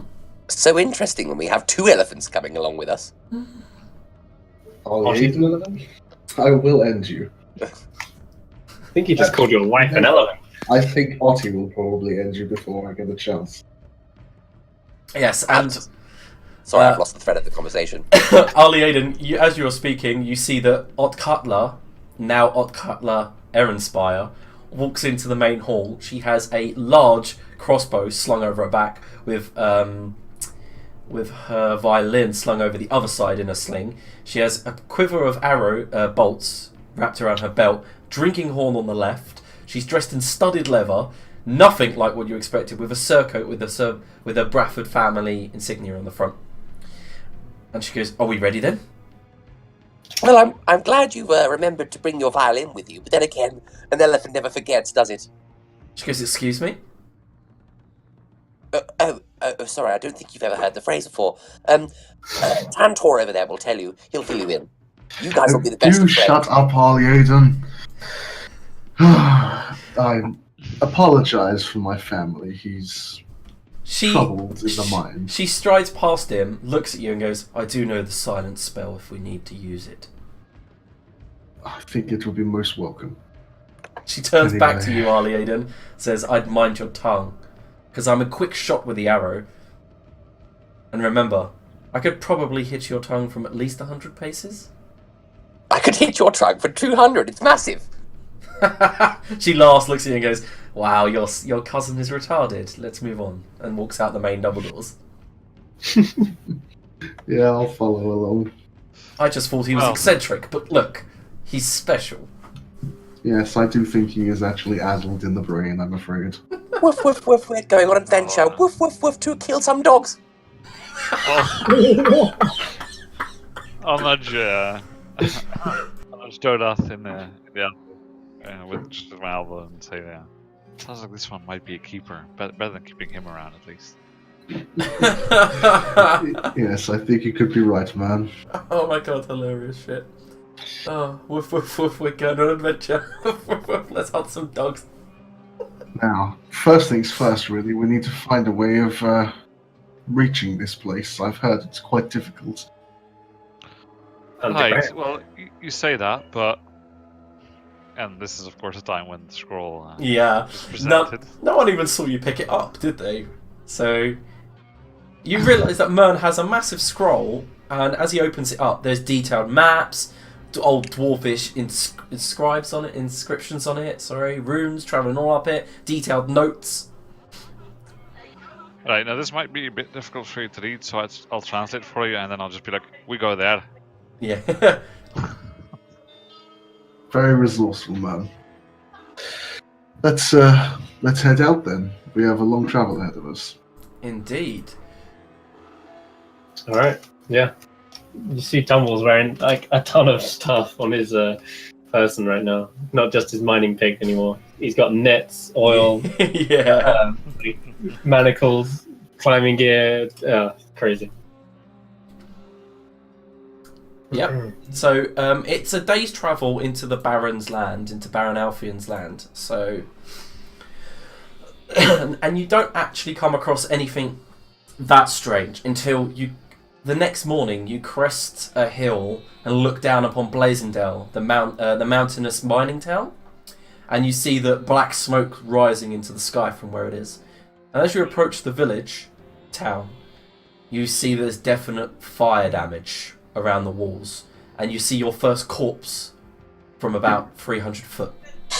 It's still pinned to the gate. There's a huge kind of orcish javelin pierced straight through his chest, pinning him to the gate itself. And as you approach, the crows that were feasting on his eye sockets fly away. That looked like you, Dolaf, after your wedding night. What? Poor sod. Yes. Seems the orcs did as we feared. And as you stride into the actual main thoroughfare, you see that a lot of them as well have huge bite marks, and some of them are dissolved into piles of gloop, like fleshy Right. mounds. Crack my knuckles. This looks like fun. Let's go. Yes. No point mourning the dead at this stage. Let's move on. Okay, so you walk. It takes a couple of minutes to get past the small mining town of Blazendale, and you start climbing up the steep Stonetooth mountainous sides. And Mern would have to lead because he's got the map, and it takes a good 3-4 hours before you notice you can see like a thin white smoke protruding from somewhere on the very dense pine forest above you. You can keep going following the map if you wish. Seems the most logical solution. Yeah, unless we find some reason not to. Mm-hmm. Okay, so you travel north from the mountain mining town, and you pass through brooding pine forests and deep vales. And from where you stand now, you catch sight of a tall, steep hill, and it rises to a prominent bare knob of rock, and you can see jutting through the actual forest's canopy. This is the uppermost spire of the Stonetooth Mountain.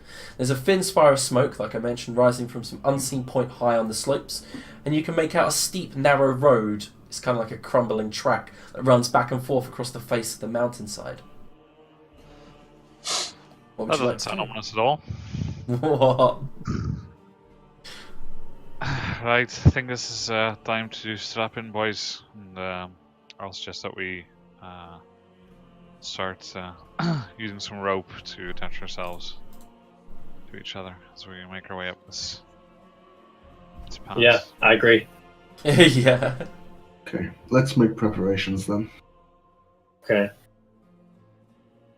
I'll get out my climber's kit. Yep.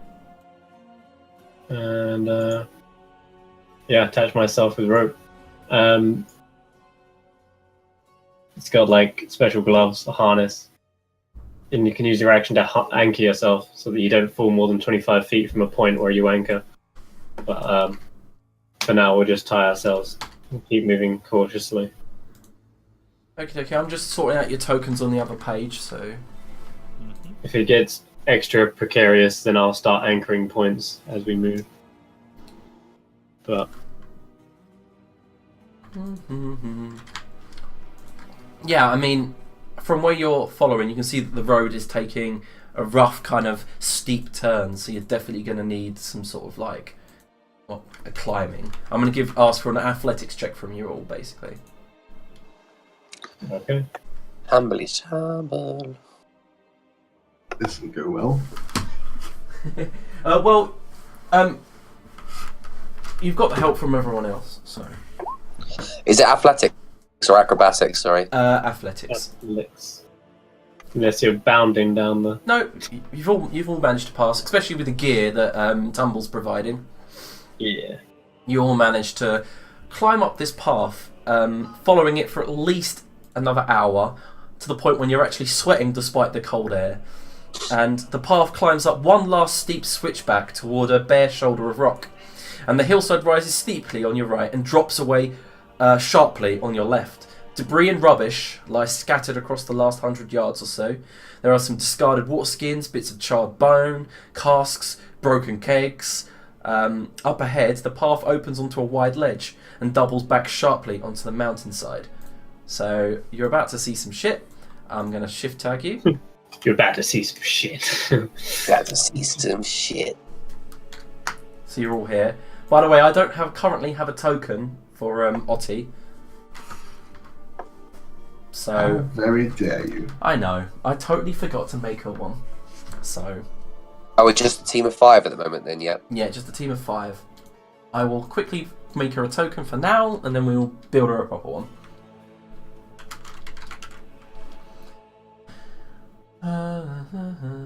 I bet you've seen a passage like this before, haven't you, Mern? What? Long, dark, stony.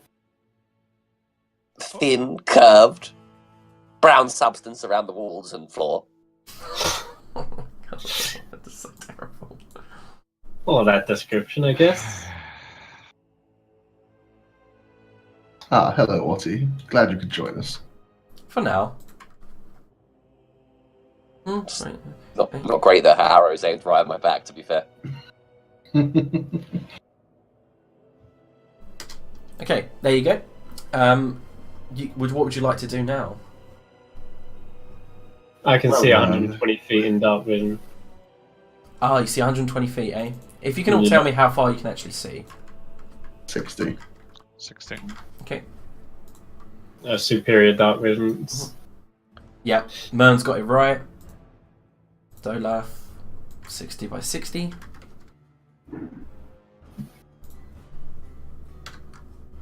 Okay.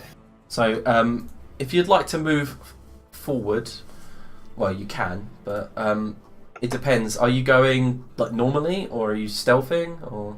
I'll be moving stealthily, yeah. And Okay, is this so a... I'll let them all move ahead in that case. Mhm. There's no way there's going to be stealth somewhere involved. Okay. Do you want to roll stealth? Yeah, if you're going stealthily, of course. Okay. Got like an 11, and I'll just sidle along the walls and make sure I can see as far down as I can each time I see a new alcove. Okay, so Tumble, as you are sneaking along, you see 2 bestial humanoids in hide armor that stand watch on one of the ledges. They appear inattentive and bored. Do I recognize what kind of creatures they are? Like, Yeah, Just- without even a roll, you recognise that they are orcs. yeah. Okay, I whisper to the nearest person, Ali Aiden. We got some greenskins up ahead. We've got some green Shut up! skins up ahead! No! Okay, so as Ali Aiden shouts, the 2 guards go, and one of them shouts something. Does anyone know orcish? No, but at this point, I'd like to fire. Okay. I don't, and no, I don't. And at this point, I'll also like to throw some bloody caltrops out. Okay. At this point, I would like to raise my hammer and smash Arlene in the back of the skull. Yeah. Can everyone roll initiative?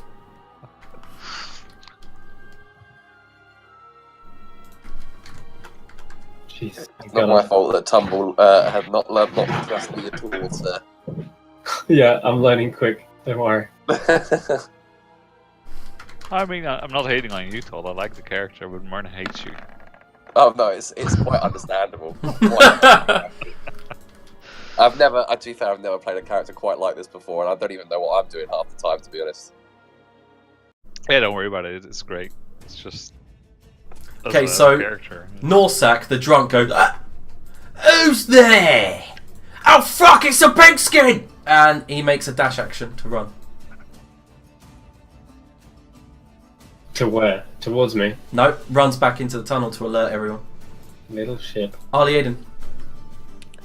I can't see anything, can I yet? Not until you move forward, I don't think. I'm gonna move forward. 1, 2, 3, 4, 5, 6. How did we go in first, by the way? I got like 21 on the initiative. You didn't roll it, that's why. You didn't actually put it on the initiative. If you click your token before you roll it, it will go straight to the initiative tracker. Alright. It is just 6, Liam, yeah? Yeah. Gonna Okay, change I can't see anything yet, so I'll shout down the tunnel, "Show yourself, you fucking worms." Okay, you say, "Show yourself, you fucking worms." But do I go before this guy then? No, I'm going to say you go now. Oh yeah. So you'll go. Tom. Alright. Okay. Which way did he run down? You can't tell from where you are. No, but like I saw which direction he went. Yeah, he ran south. Yeah, he did run down. Okay. So this guy's kind of slower. He doesn't seem to be able to react. South? Guess that would actually be. South that way? I'd say that way, yeah. But Oh, But it's like that's- over there and then that way. yeah, Alright, okay. Okay. like I said, you're on this really sharp ledge. Just drop straight down. Yeah, okay. I can't do much at this range unless like I throw a dagger at him, maybe. Oh wait, I can bonus action to dash, can't I? Mhm. Yep. Yes. Oh, I could have dashed. God damn it. I can get there and throw a dagger at him. Which one, Rug or Norsok? I'll try and... Oh yeah, this guy. Alright, hold on. Yeah, I'll go to here and throw a dagger behind... at the guy in the back here. Okay. Yep. Okay. Roll to hit, sir.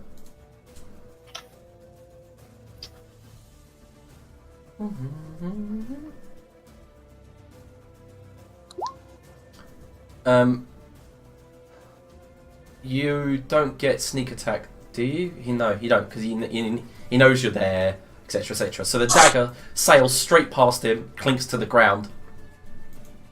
Okay, Yeah, you got an That's 11. You got an 11, yeah? that's it. So Dolaf. Alright. 1, 2, 3, 4, 5, 6. Ah, I can see him. Where's the other one? I'm point like. How can you see him? I swear, like we've got the same night vision. No, as half elf, I think half elves only has 30 foot, don't they? No. They have 60. Sorry, Yeah. sorry, Toddles. I did say to everyone, watch your night vision. Oh, sorry, I just wouldn't have any clue. Thank you, sir. So yes, you can take an action to attack in a minute. That's alright. Okay, Dolaf, what are you doing? Misty Step to there. Yep. And I will fire at the drunk. Mhm. He's already going. No, no, don't, no. Well, how much damage did you do? Just 19. okay. The arrow hits him in the back of the nape, straight through the front of his head. He drops down dead. Dang. This guy, Rug the Watcher, does it look like there's there's no little escape tunnels or anything up there. Is he basically trapped? It looks like it, yes. Cool. Okay, I'll end my turn there then. Okay, so I'll say that Ali Aiden can do an action if he wants, because I did just forget to give him his right vision. I don't mind if not. I can cast a fresh spell. Okay. Let's go with. Why don't we play conservative? Yeah, how bizarre. Okay, so you bring out this mote of fire, hurl it towards Rug, this orc that's watching you guys and trying to like draw his battle axe, and he just ducks underneath and he goes, "Oh fuck me! He's got a spell slinger!" Come here. No, and it's your go. 2, 3, 4, 5, 6. I'll walk up here and sort of smack Arlene across the back of the head. Not in a harmful way, but just Yeah. like you daft asshole. And then going, take the dash action. Yep. 1, RT made the dash action as well. 4, 6, 5. Sorry, there. Okay, cool. Rug growls in his usual orcish fashion and goes, "Do you know why they call me the Watcher? It's ironic, really, because I failed to spot ya." And he just charges straight forwards down to here and attacks Tumble. Yeah. Oh god. And he just launches that great axe over and crits you for 10 damage. Ow. 10 slashing. And he just stands there, throwing the axe between his hands, and he goes, "I may die now, but I'm gonna go see Grunch!" Keep it down. Tumble. I turn around and stab him with a short sword and an offhand as well. Oh, well, I've got an offhand normal one. Yeah. Great. Are you not going to go for the offhand attack as well? Yes. Too fucked up. Is a 12 hit? 12's a miss, I'm afraid. I do fuck all this time. I know you're like stabbing at him and he's just parrying away and you see he's laughing as he goes. These orcs, they like to battle, so this is probably amazing for him. Ali Aiden. 1, 2, 3, 4, 5, and 6. Mm-hmm.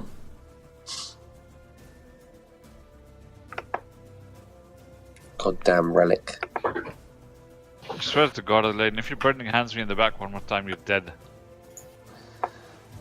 Oh yeah. Cover your tiny ears, man. What are you doing? Oh, for fuck's sake! On the wave! Oh my god, this is hilarious. Okay. It wasn't on self. I did it with Yeah. a line just out of Tumbler's reach. I'm not that mad. Well, If you're Just gonna got coming from if you. you're gonna hit the orc, you're gonna hit me and Tumble as well. I can't actually get this thing off. It's stuck on the bloody input value. God damn it, you need a laptop. Like Yeah, I really do. the No. way that you can cast it is like this, or based on or send it on yourself. That's the two options that you have. Oh yeah, I keep forgetting that. In that case, I hit Tumbling Man. I did tell him to cover his tiny ears. Tantor, you cover your large ones. Okay, so can you both roll Constitution saves? You both take half damage. 7. I'm just gonna refresh this page, gents. I'm on 3 HP. And Ali Aiden kind of looks slightly shocked with himself.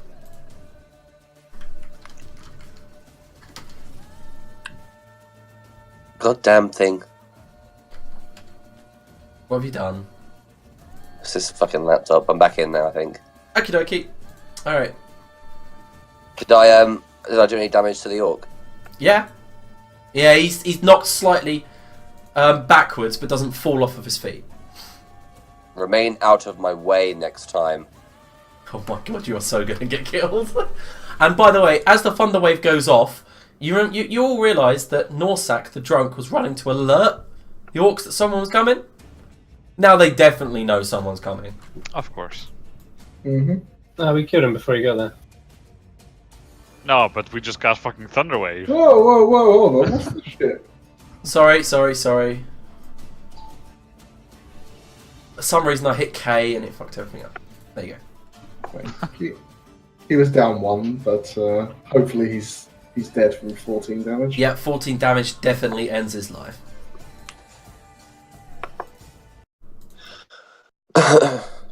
Alas, it is not over. No, it's not, because on my next turn I'm casting Hold Person on Aiden. Okay, Alia. Oh, for fuck's sake. Oh, I closed down the initiative order, but it was your turn. So this is a wisdom saving throw. Mm-hmm.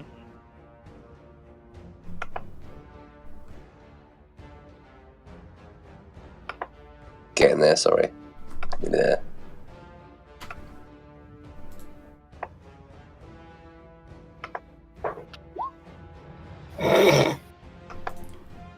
Natural 1, so Arliaden, suddenly you're frozen on the spot. And we're on a high ledge, you said, right? Yes. Yeah, well, he's going off the side. Goddamn PvP. PvP. Okay, so Well, as... that's what you get. I mean... One moment.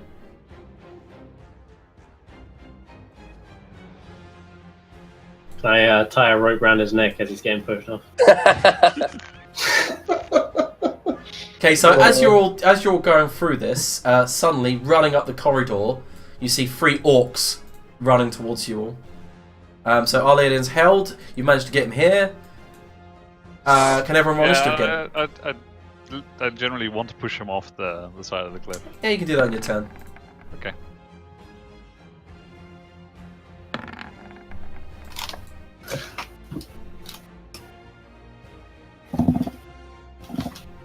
Nah, nah, nah, nah, nah, nah, nah. Can Arlene still talk? Paralyzed. Yeah, paralyzed.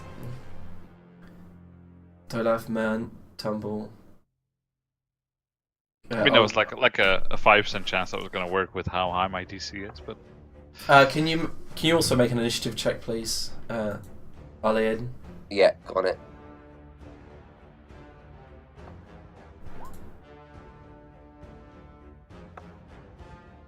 Tumble. Okay. This isn't good for me. I'm nothing, and I don't think I have a potion on me. Nope. So I'm going to use my fast hands as a bonus action to throw out some caltrops down those stairs there. Yeah. Okay. So one moment. How big are they? What do they do? Blah blah blah. Right What's the down in area? a 5-foot area, and it's a DC 15 saving throw, or stop moving and take 1 piercing damage. What's the size? Sorry. They're 5 feet. You see that I've placed some caltrops? Yeah, Where's that's your good. one? There No, you that's good there. Yeah. And I will. Pretty badly wounded here, so I should really back up. And as far away as Aiden as possible, I'm going to go around the corner. And can I hold my action here is to stab anyone who comes around the corner to attack me, and I'm going to Yeah, sure. hold my action to stab them. Of course. Alright, that's it. Okay, so this orc runs here. What was the DC you say? 15. What check was it? Dex saving throw. dex save, yeah. Thank you. Okay, so yep. Okay, he passes. His walking speed is reduced by like 10 feet, but Only if they take the he damage. can keep moving through it. Okay, so he gets here and draws his battle axe, which means tumble. You get your reaction. Okay, I'll strike out at him. Hold up. I'm attacking with advantage because he's flanking someone, is that right? No, we don't do flanking. No, but rogues get flanking, don't they? Is that right? Yeah, it doesn't Yes. say the flanking, it says if you have someone else within 5 feet. Yeah. So yes, you do crit. Hell yeah. Fudge. as he runs around the corner, wielding his battle axe, about to cut the head off Arliaden, you actually stab him and kill him. Hell yeah. Nice. Completely Right through the kidneys. Yeah, it was fucking snap. Bam. No. There we go. Yep. Well, as much as the threat as your orcs are, Lane's a bigger threat at the moment. Didn't even get to roll a sneak attack. I was just dead. I'm just literally gonna push him off the edge. Okay, so I don't know how this works with whole person, but Oh, I need to, well, on my turn, I take another wisdom saving throw. yeah. At the end of it, yeah. But for now, there's no saving or anything against things happening until the end of his turn. It's literally just the shove action. Yeah, maybe not even, because shoves against like a creature that can resist. I just grab him and just move and just dump him off the side. So it'd be like a grapple and then a half your movement. Yeah, which just automatically succeeds because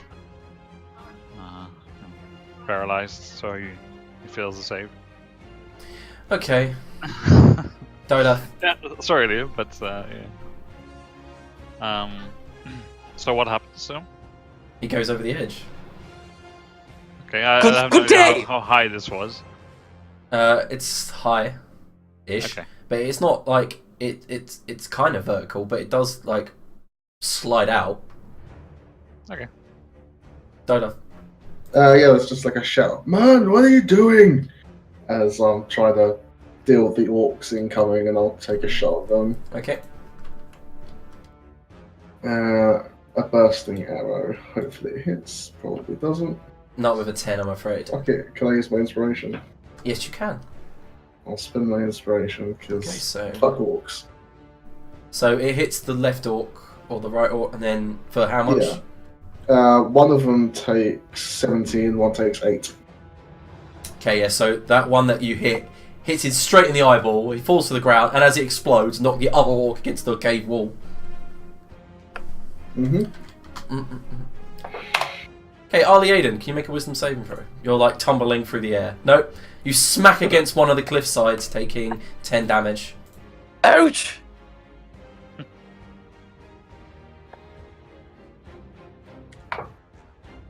Okay, the other one. Moves here, goes to launch, looks around. Did you go past the caltrops? No, he went the other way. He didn't even stop to look.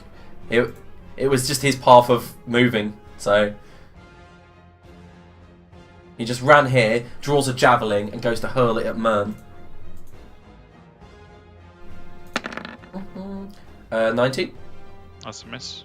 Okay, so it clanks against your armor and just drops to the ground. Tumble. Still... Actually, I'm going to use my bonus action to hide this time. It's a stony area, isn't it? So It is indeed, yeah. Obviously, should have had an action at some Camouflage point gives as me well. Sorry, yeah. Poor Oddie. So 22, and I'll hold my action if he gets near Mern or he comes around the corner, and I'll stab him.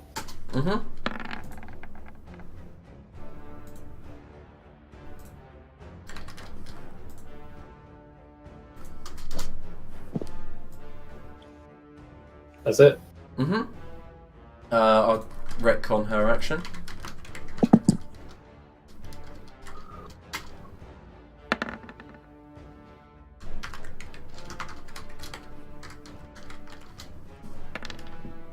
Yep, and the other orc that threw the javelin, she shoots him straight for the eye, killing him. And then she's already reloading as you hear more orcish noises from down the cavern. I'll ready an action to fire down the cavern.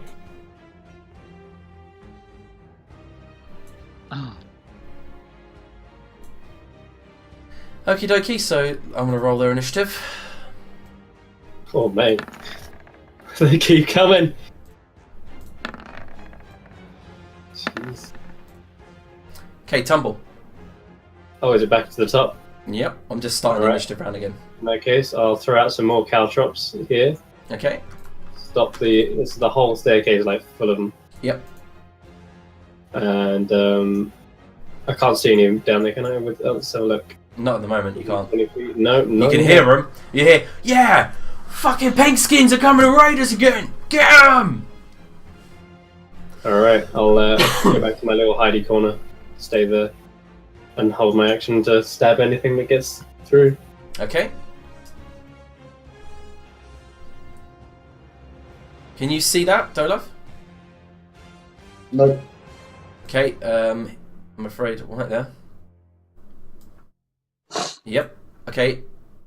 You hear a twang. What's your AC? 16. And then, ting! An arrow strikes you in your gut for 5 piercing damage. Ooh, Oh. little shit. Man, you see Arleodon's dropped about 20 feet and has continued to roll. Oh god. Good. Just brush your hands. Good. Yeah. Yeah. I'll move over here and Watch your step. Yeah, I'm gonna What's the stand. point that Kale drops out? And you see that look, you get the idea that Mern just didn't hear you, Dolath, when you asked what he was doing. It's probably his ears still ringing from the Thunderwave being cast like into his head. Tiny, tiny ears. Whap, whap, whap. Trying to get my hearing back. And yeah, I'll get over here and I will block off the entrance. Alright. Ready in action for anyone that comes across to attack them. Okie dokie.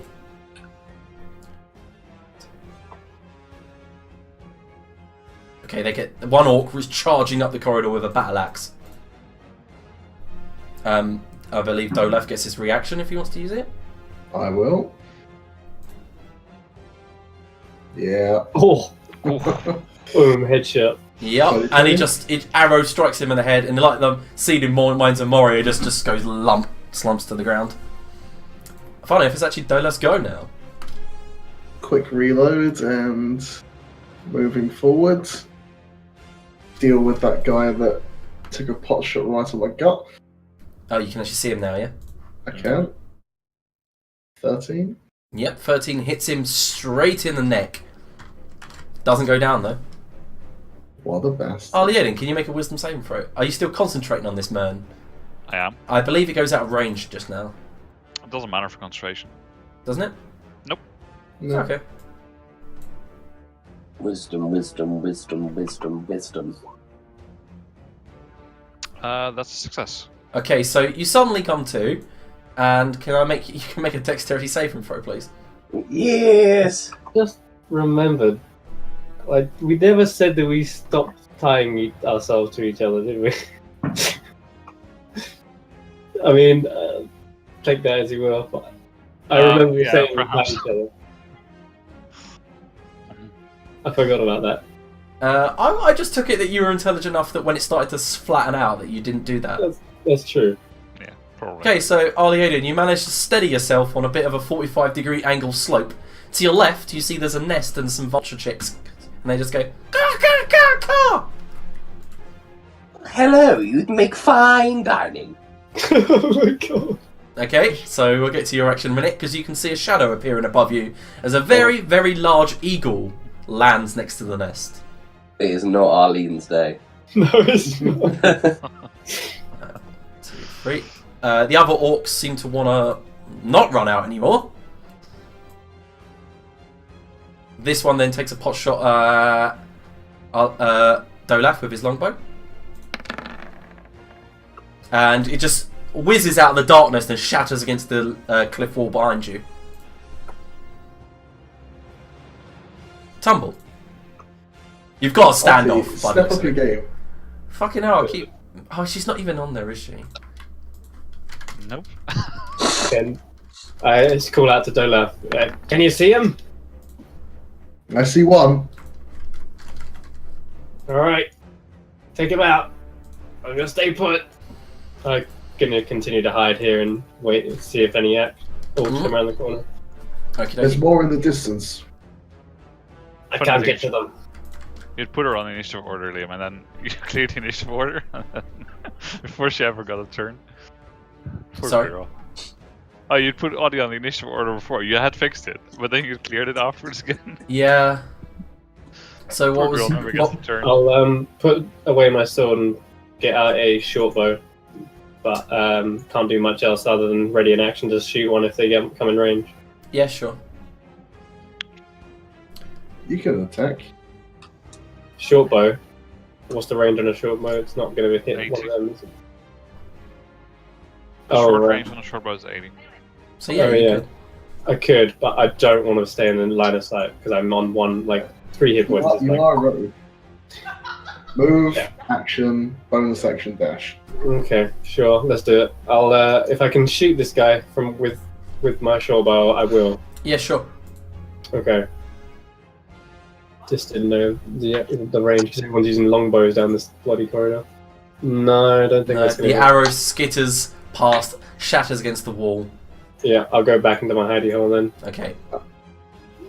Did That's he it. roll? He rolled stealth before, didn't he? I did roll to hide, yeah. Oh yeah, you did. So yeah, you unless would he hit. gets spotted, he would have advantage. Yes. Oh, Good okay. point. Thank you. Alright, sweet. So that's 5. That's enough to kill him. Oh, What? nice. He had an arrow in his neck from Dolaf, and then you just finish him off with an arrow to the eye. Nice. Man. Alright. Yeah, I'll move through the caltrops slowly, so I don't have to. Bonus hurt action to myself. hide again. So, The bonus action was dashing back. dashing. Yeah. I think I could have just moved there. I think I can walk there and walk back. Oh yeah, you could actually. Yeah.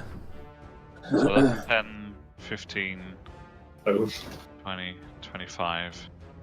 My skin blends in with the stony appearance of this. Stony camouflage, right? So I'll get over here and I'll try and. If you allow, I would like to use my action to try and get into such a position that it's going to be hard for them to shoot past me. Okay, so standing one step ahead there would be put you at a height advantage, protecting Dolaf. Yeah, okay. Then I'll do that. I'll dash and I guess I'll stand there. And Sure. get into this square. Okay, so Otti drops her crossbow, runs over to help Tumble. Oh my god, that's a shit roll. And heals you for 8 hit points using Cure Wounds. That's better. And then she turns and goes, "Man! Finish them off!" And then gives you inspiration, a d6 dice. She's a bard? Yeah, she's a bard. Hell yeah. She's a beast. That's why she's coming along. So Mern gets a d6 dice. Dolaf. Yeah, I'll move up to just in front of the caltrops Mhm. and take my shot. Yep. Fool, I have the high ground. Oh wait, shit, there's a reaction just about to happen, but yes. You manage to kill the orc with a longbow, and he drops to the ground, but Mern, one of the reactions goes off, and from an arrow slit up on the side wall, an arrow skitters to your feet and does nothing, just embeds there. Okay, so Like bunch of fools. Ollie Aiden, you see a huge ass vulture, dire vulture, and it just stands there, clasped to the edge of the cliff, staring at you. Oh, hello, kind sir. I seem to have found myself in a spot of irritable bother. Could you possibly trouble me for a lift? Can you roll animal handling? I was already navigating my way there, sir.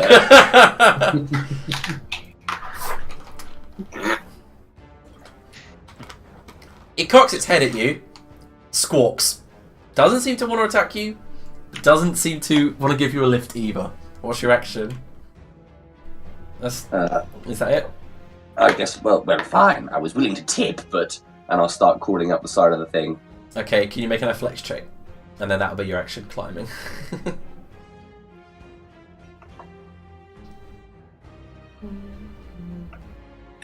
Sorry, I'm getting there. Yeah, that's okay. Fuck off, Cortana. Jesus Christ. Fuck off. Cortana, fuck off. Does that not work? It doesn't Yeah, seem to. you begin making slow going, but you're climbing up nevertheless. He is. Okay, so Mern, out of the darkness, an orc charges around the corner, lifts his great axe, goes for attack. Misses, clashes against your shield with a shower of sparks. Okay, Tumble. I turn around the corner and give him a shot with the short bow. Mhm. Again, is this with advantage because I'm sneaking? Who are you shooting at? The closest one. It's hitting You can't- Mern, isn't it? You can't. Oh, yeah, that one. Yes, indeed. Yeah, Mern, and that's 22 to hit. Yep. Does 8 plus some sneaky damage, I think. Yeah, you hit him. The arrow goes straight into his Adam's apple out the back, and he kind of gurgles, spraying Mern's shield with blood. Got one. This is the stuff. And then I'll go back around and hide again. Okay. That guy's dead. Mern, your turn. 19. Yeah, that seems like a good as place as any, so I'm just going to take the dodge action. Alrighty. Okie dokie. So, Otti makes a move forward. Moves there, carefully dodging the caltrops. Faces behind Mern, takes a kneel so that Dolaf doesn't accidentally shoot her in the head. And she's aiming the crossbow over his shoulder, ready to make an action if anyone moves out. Dolaf. Where was this arrow slit? You can't see it from where you are. Okay. Then I will carefully come through the caltrops as well next to Otti. Mm-hmm. And how much movement do you lose from coming through there? 1 square. 10 feet. I 1 think. square extra compared to normal. Okay. Yeah. You can One make more. I can see his name tag. Is that Yeah. enough? that is enough to say that. Yeah, but he has quite a lot of cover. Oh, I can actually see the guy right down the bottom. Where are you? This guy. Yeah. Yep. You can see. You can see basically a hand and a bow poking out the arrow slit.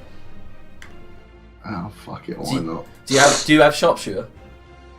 Nope. Okay. You're number 3. Yeah, good point. Seems about right. Yep. So as you pull the bowstring back and go to attack him, you electrocute yourself for 2 damage. It just shudders up your shoulder, straight up to your brain, and you drop the arrow. Mm-hmm. Ali That Aiden, was fun. Yes. the vulture is following you. Can you make an athletics check?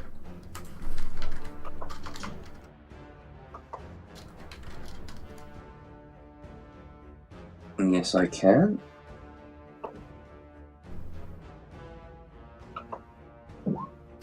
Oh my god! Wow. Okay, the so- rules, boys. So as you begin climbing up, trying to get faster because the vulture's beginning to fly up, you slip and you fall.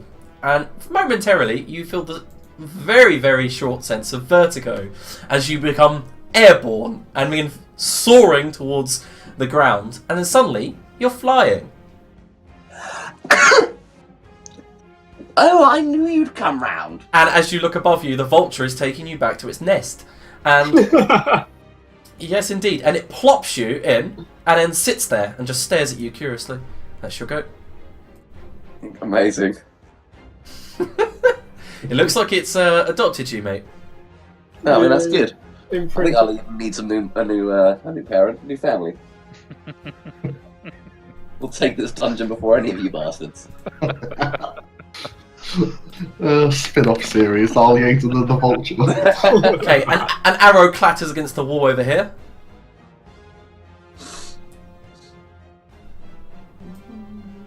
Okay, and tumble. 5, 15, 20, 25. I can't see. Nope. No, I can't see him. No, sorry. All of you have a feeling that you're walking into a I'm gonna dash. 5, Yep. 10, 15, 25. Can I? Oh yeah, I can't. Can I see one from here now? I can see. you can see the arrow slip, and you can see that there's someone behind it. Can I see this guy around the corner? Actually, you can, but he still gets cover. He's got like half cover. Yeah. Okay. I'll try to get a shot around there. Lean over, Mm-hmm. fire my short bow out. Huh? No, and it just goes ting, and you guys, all of you, hear doors closing. Interesting. All right, that's it. Yeah, you hear the rumble of the actual big front doors closing. Okay. Okay, he takes a 1-2 step, fires at Tumble. Oh, fuck's sake, the moves back. The arrow just goes twang, and he breaks his his longbow as the string breaks. He's like, you hear him go, Shrock! What that means in orcish. It means shit. No doubt. Right. I'll move over there and see Oh, how shit. this guy's peppering arrows down on us. I'm going to Another one. getting attacked. Another one hits your shield as you walk in with it up. And you're like, fuck, they're everywhere. Yeah, I'm fine with that. Walk in. Cast a spiritual weapon up there next to the guy that's behind the arrow slit. Which arrow slit? Well, I can only see the bottom one. Okay, yeah, so, yeah. Spiritual So, weapon. I mean, I can see a nameplate here, but I guess I can't see that as Nope. smart. So, cast spiritual weapon next to that guy and attack with it. Okay.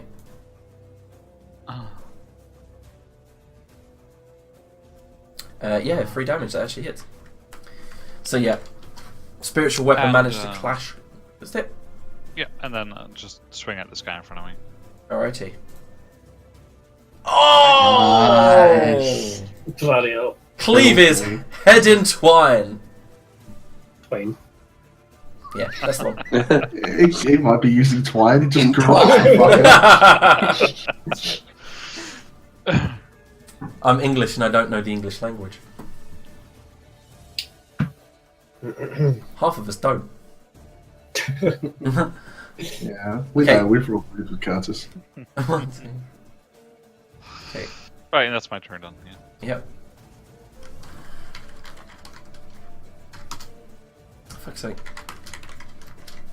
Jesus, everyone's got bloody lightning weapons. Yeah. Oh my thanks God. to- I've been doing some work. Thanks to man.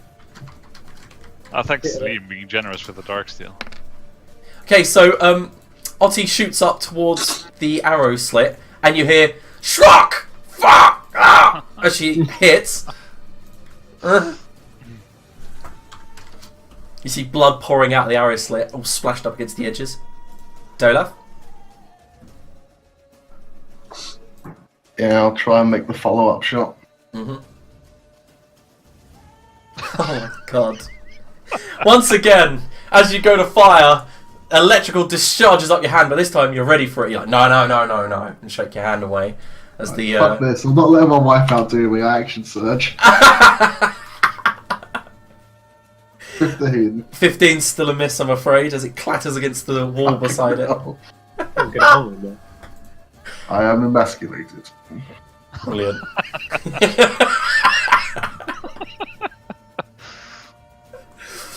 Oh, Lord so Otti, was it? Yep. Ollie Aiden.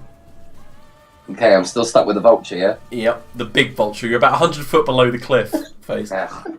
So I can hear the You like, hear the sound of battle? Yeah, the clash of steel. There's nothing like fear of missing out, is there? I'll try again. I'll toss some change at the vulture's feet, and I'll go cheap, cheap, cheap, cheap. Roll with advantage. Oh yeah, cool. Okay, so what do you say? What do you just cheap, cheap, cheap, cheap? That's literally it, yeah. Yeah. Okay. It looks at you, looks up, flies up. There's a gust of wind, and you go, nearly defend yourself. Think it's going to attack you. Its talons wrap around your shoulders and it begins soaring upwards, and drops you there. Thank you. No, it's not leaving. Hey. Oh my god. I hope it pushes him off, teaches him how to fly. Or better yet, costs whole person or something. Oh dear.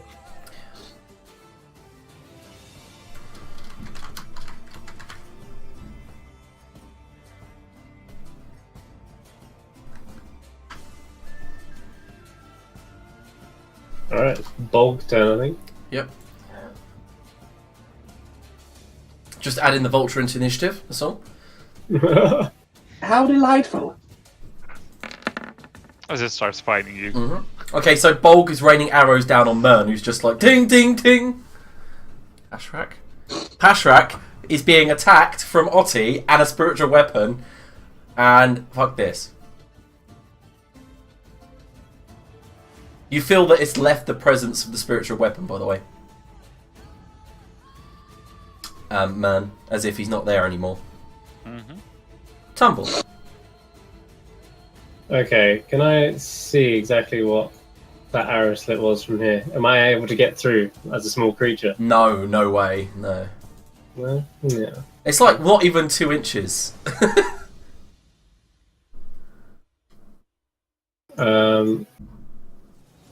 Is there an arrow slit here? Yep. And is there someone in it? Yep. Okay, I'll so let me just check my movement here. So 5, 10, 15, 20, 25. Yeah, I can get straight up to there. And I'll stab him through the arrow slit with my short sword. Let's see how much cover you get now. No, he's like 20 foot up in the air. Oh, is he? Yeah. In the air? That's okay. You have dash and second story word, right? I do, yes. I will climb up and dash up. Can I climb? Yeah, roll an athletics check. Cool. I think he's got a climber's kit as well, right? Oh, that'll take an action to set up. Yeah, yeah. Oh, right. Okay. Shit. Okay, here we go. Okay, so you managed to get halfway. You better do it next turn. Well, I've got like half. I can That's do even with half. You did get a 6. same movement. I know, it's tough up Yeah. there. Yeah. So you. But am I like up against the wall so you can't like shoot down? Yeah, at me? yeah. He can't shoot down at you. No. Yeah, okay, maybe. All right, that's all right. I'll do. Okay. Mern. Right. Question for you, Liam. The spiritual weapon doesn't mention anything about being able to see. Okay, Like, so you don't have to be able to see it to So cast it. do you even, want it to follow? Yeah. I would like it to follow. I can have it follow up to within range, so I can move it 20 feet per round. Yeah, he's moved 60. Right. Okay. Well, if I don't sense anyone nearby, then I'm gonna float it over. I guess it was like here, around Yep. here. So So 1, 2, I can 3, move it 4. 20 feet, so it'll float over there. That's it. Yeah, that's my bonus action to move the thing. Mhm. And then 1, 2, 3, 4, 5. Is this thing completely closed? Yeah. You could tell it was open a second ago, but they've closed it, so you can't get through. Then I would like to dash and just ram into it. Okay. Can you make a strength check then? I can.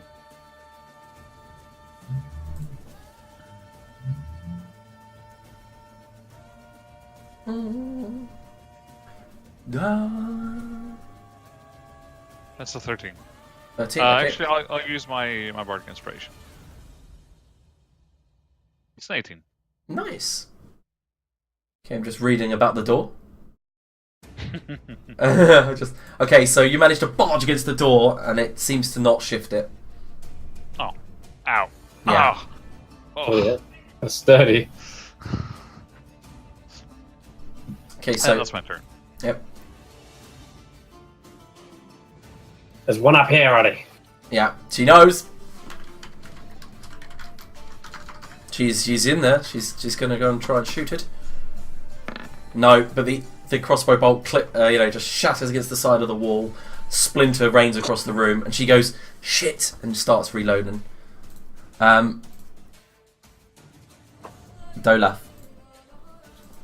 Yeah, I'll move up and do the same.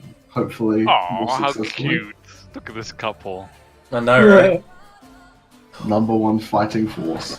18 is exactly what you needed to hit.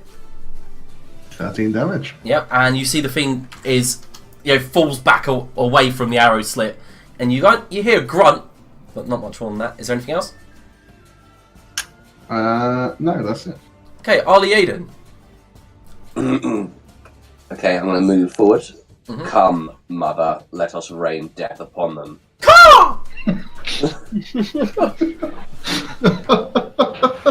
Mother. Already imprinted.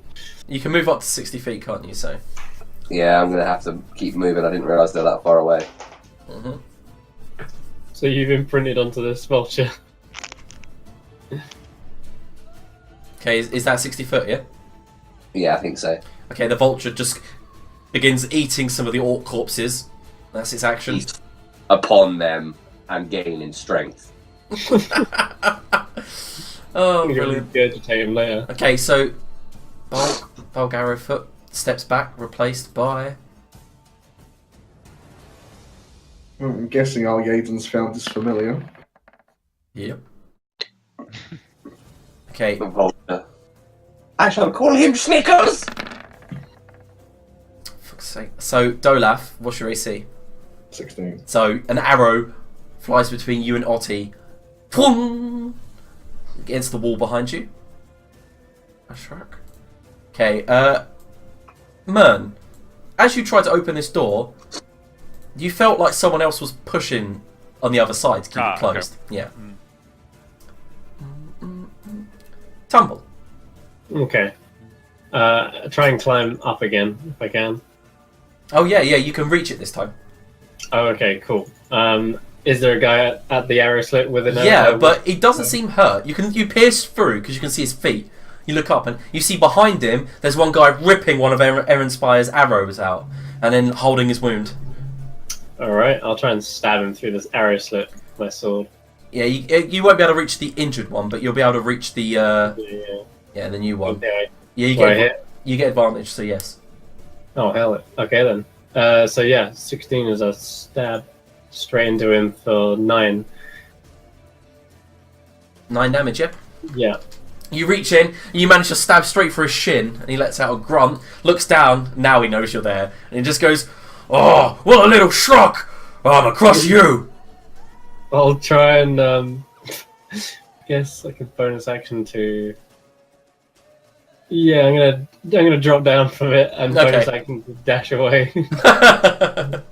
Okay. Anyway, there we go. Yep. Go around the corner. Just try. You'll do. You did skip my turn. Yes, but sorry, go man, sorry. She can shoot first, that's fine. I don't mind. Okay, then That's a she good shot. goes, "You'll do no such thing," and then shoots him through the arrow slit. Killing him, shooting him straight through the eyeball. So now it's Mern's go.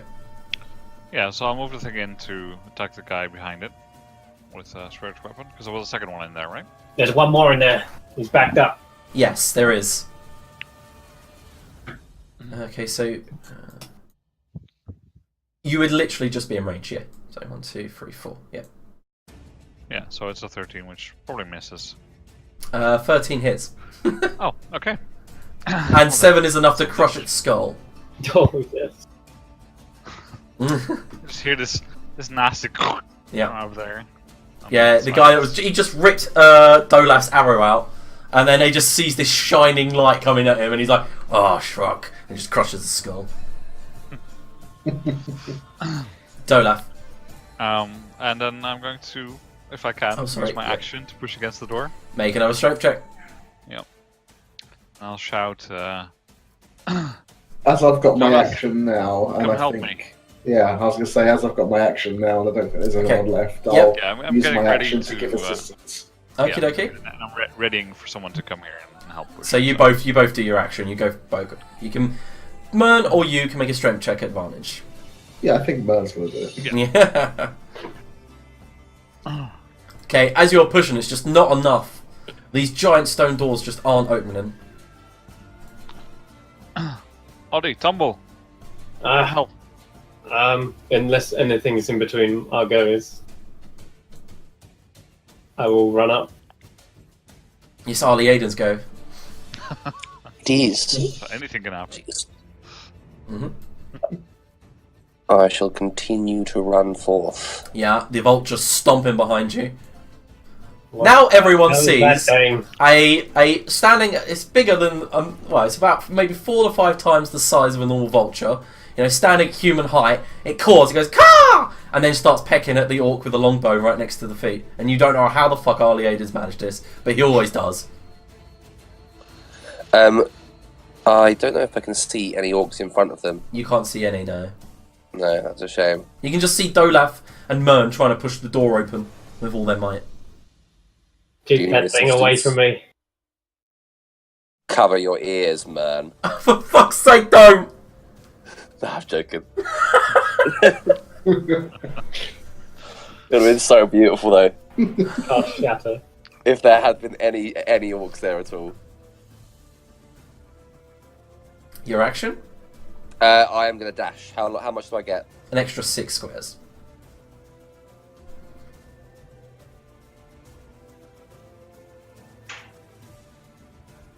Yeah, okay, yeah, the vulture follows. All of you are like, what the hell? But it seems to be following Ali Aiden like a puppy. Feast, mother. Okay, Dolaf and Mern. It bashes into the door.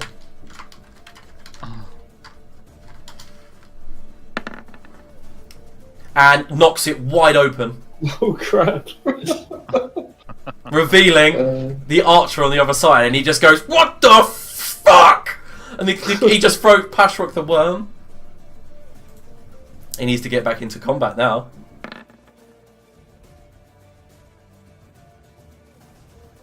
Okay, so now it's Tumble's go. Alright. Is the vulture in... No, he's not. I'm going to wait till someone runs up to him and then fire an arrow Okay.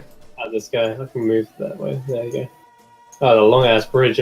Oh my god. I tell the other group in front of me, I say, there's more behind the pillars of across the bridge.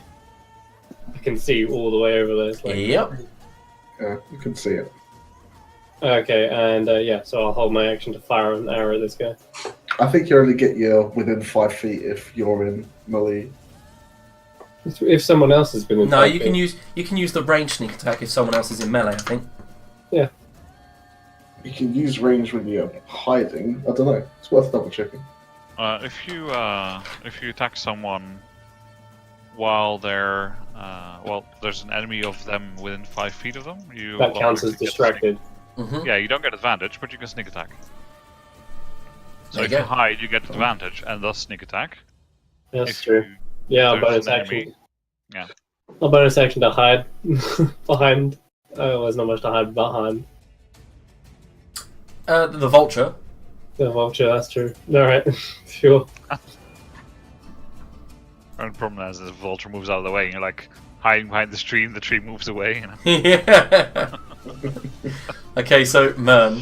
Hold on. 5, 10. Right. I'll want to move my spiritual weapon 20 Yep. feet closer again. So I think it's there. So something like this. I don't know exactly where It can go there, yeah. And then 1, 2, 4. Swing.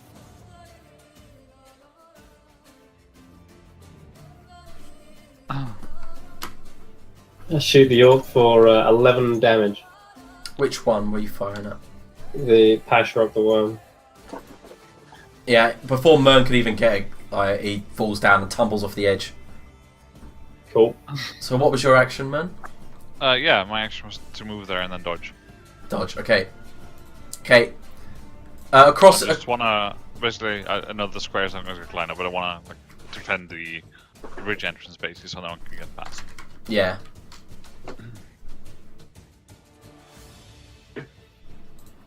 Alright, let's play some of this. I don't know, just found it on the track.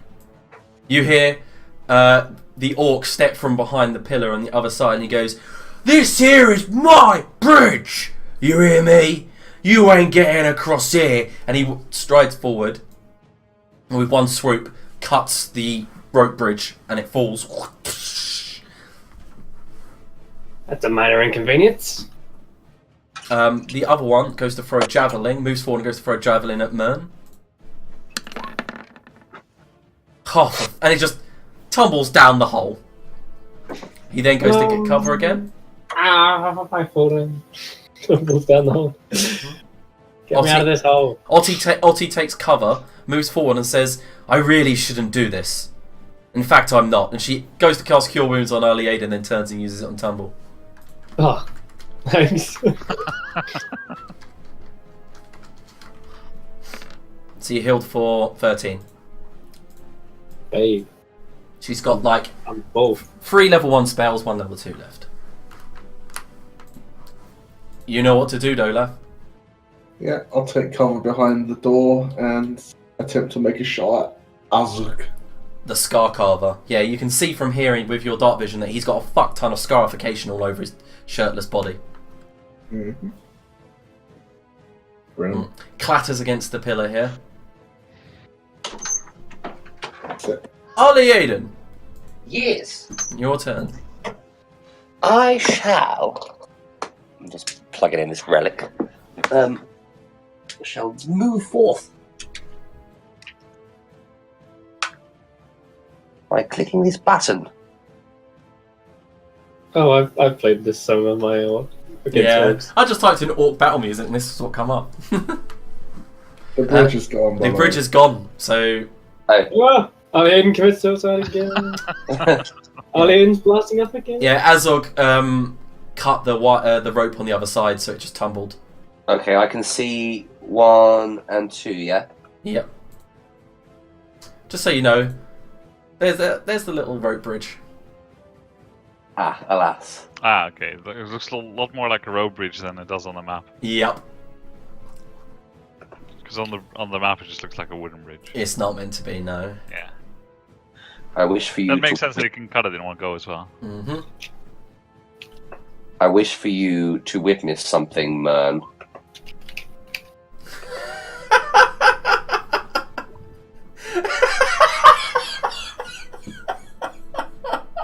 This is going to be brilliant. Where are these going? We're gonna go with 1, 2, and 3. Okay, so Ali Aiden, you bring forth the scorching razor in your hand and say this to Mern as they all miss.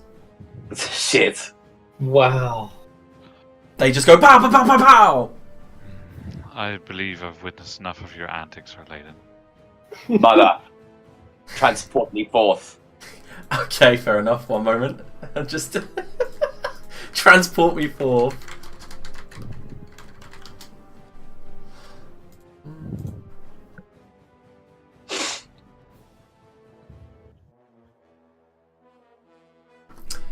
Yep. Yep. The dire vulture picks Ali Aiden up. 2, 3, and gets him about there. And he's being carried aloft. What the heck is this? Amazing. Alien, the vulture tamer. The Tumble. vulture whisperer. Okay. The tumble whisperer. The tumble. Let me have a look. Is there no other way across, is there? So we just have to kill the orcs on the other side. Right. I'll go for a shot at this one. Oh, okay, Oogbud. That's the one. Oogbud. Oogbud. Yeah, shut up. Alright, now it's hopefully, yeah. It's 16 hit? 16 is what you need to hit. Hell yeah. Takes 9 piercing damage. Youch! Max damage, nice. Yeah, the arrow goes and this lands completely in his kneecap, and he just tumbles out of cover, landing on the floor next to him. And I'll take cover behind this other door and try to hide. So basically, Dolaf and Tumble, you both have +2 AC. Okay, and I'll try and hide behind it. Stony camouflage. Yep. Mern? 15. Yeah, I'll walk over here and say to Dolaf, this is just typical walk through and like pull one of the doors closed. Okay, so yeah, granting you and Tumble full cover. Yeah, and I'll just get over here. Yep. And dismiss a spiritual weapon. Mm-hmm. So Azog the Scar Carver is hiding behind the actual pillar, and then he turns around, he sees this vulture, and he just goes, "What the shruck?" and then just throws a javelin at it. Uh-oh.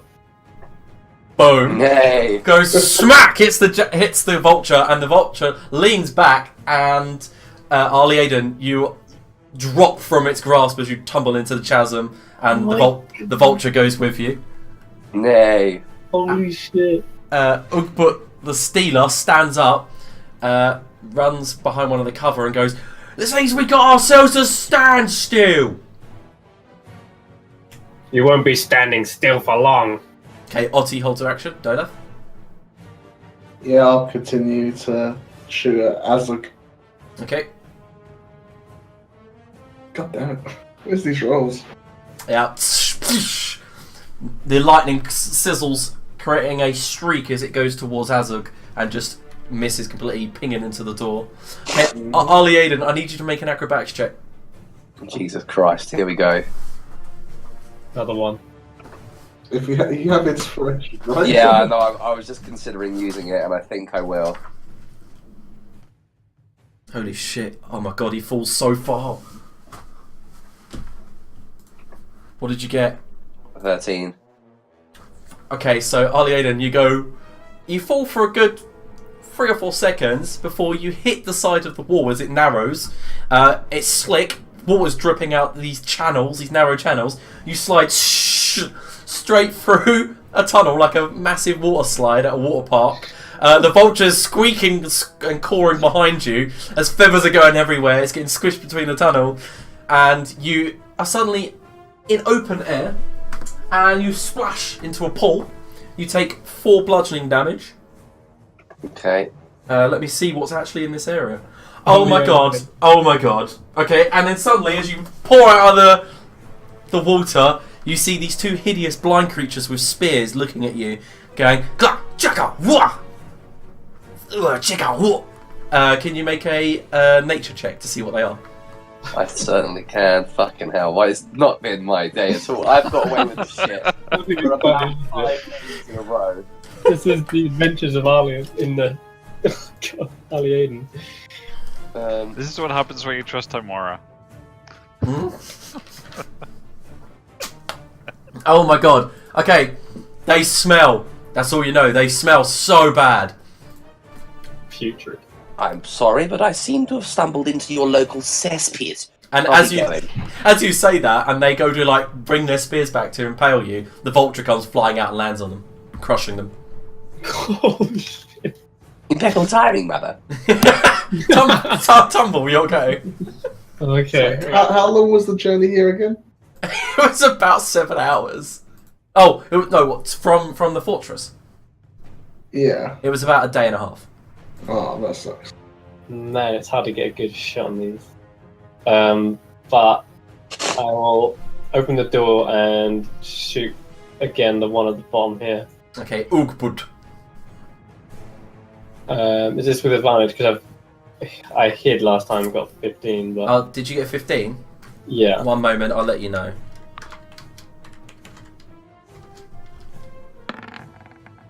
Nope, not with advantage at all. He knows you're there. Okay, I got a 13 to hit him. It shatters against the column, the Yeah. stalagmite. Close the door again for full cover. Behind. Man, this is a right stalemate, this. I'm just gonna go and see if there's anything to loot on these orcs, basically. Okay, one I'm moment. totally done with this. I'm actually going to put Ali Aiden where he is on the map. Fuck it, I'll be right back. Amazing. You'll be. It You'll, reminds me of the.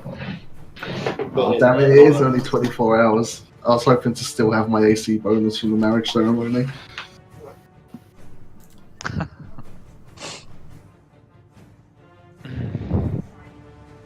so Ali Aiden, you should have a different map, yeah? I do, yeah. Don't move your character. Stay where you are. Yeah.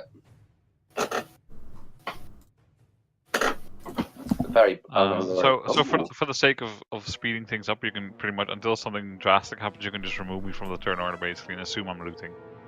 Oh, okay. I'm so done with this shit after what happened with Erleiden. Yeah. That I'm just like, yeah, fuck this. And I didn't know that he fell. I just walked away, so I have no idea that he went down. What's your AC with cover, Dolaf? 18. Okay, so you take 6 piercing damage as one of the javelin hits you in the shoulder. Ouch. And Oakbook goes, "Look, this ain't going nowhere. Let's get the fuck out of here and go get the chief." And they agree, and they both retreat. I'm just going to put them in the boss room so that you have to fight extra later. Running away, are ya? Now they're gone. Cowards. Okay, so before we finished today, you said you wanted to loot, yeah? Yeah, I'm just going over the body. Fuck me, alright. Wait, 1, 2, 3, 4, 5, 6, 7, 8, 9, 10, 11. You get a total of 74 gold pieces from their corpses. Okay, do they have any metal equipment? Yes, you have 8 battle axes. God, we're carrying all of Okay. those. Anything else? That's it. That's it. I'm afraid they also, apart from their rations and their their arrows. So Hmm. Well, Yeah, I'm going to fine. spend some time making the battle axe into you know what. I'm gonna yep. tie the rope to my grappling hook and see if I can toss it aside and get it around one of the pillars. It's gonna be quite a throw though. I'm going to tell Tummel to just, well, before we do anything else, Craze, perhaps we need to take a bit of a breather. Well, perhaps it's for the best either that we're one man down or one. Yeah, I'm gonna shout down, see if he can actually hear us or respond, or how far he's gone. With 120 dark vision, do we see where he went? No, you just see a narrow chute at the bottom of the chasm. Chasm. Rasm. So Arliaden, as you can actually hear a slight echo above you, and the vulture stands up, looks down at the creatures that. Arliaden! Whoa! That's brilliant. Oh my god. And it normally you saw it eating the orcs. This time it just dives into the water to get away from them because they smell so bad. It's quite gross, isn't it? Even you are finding yourself wading away from them. Ugh, I am quite foul. Hello.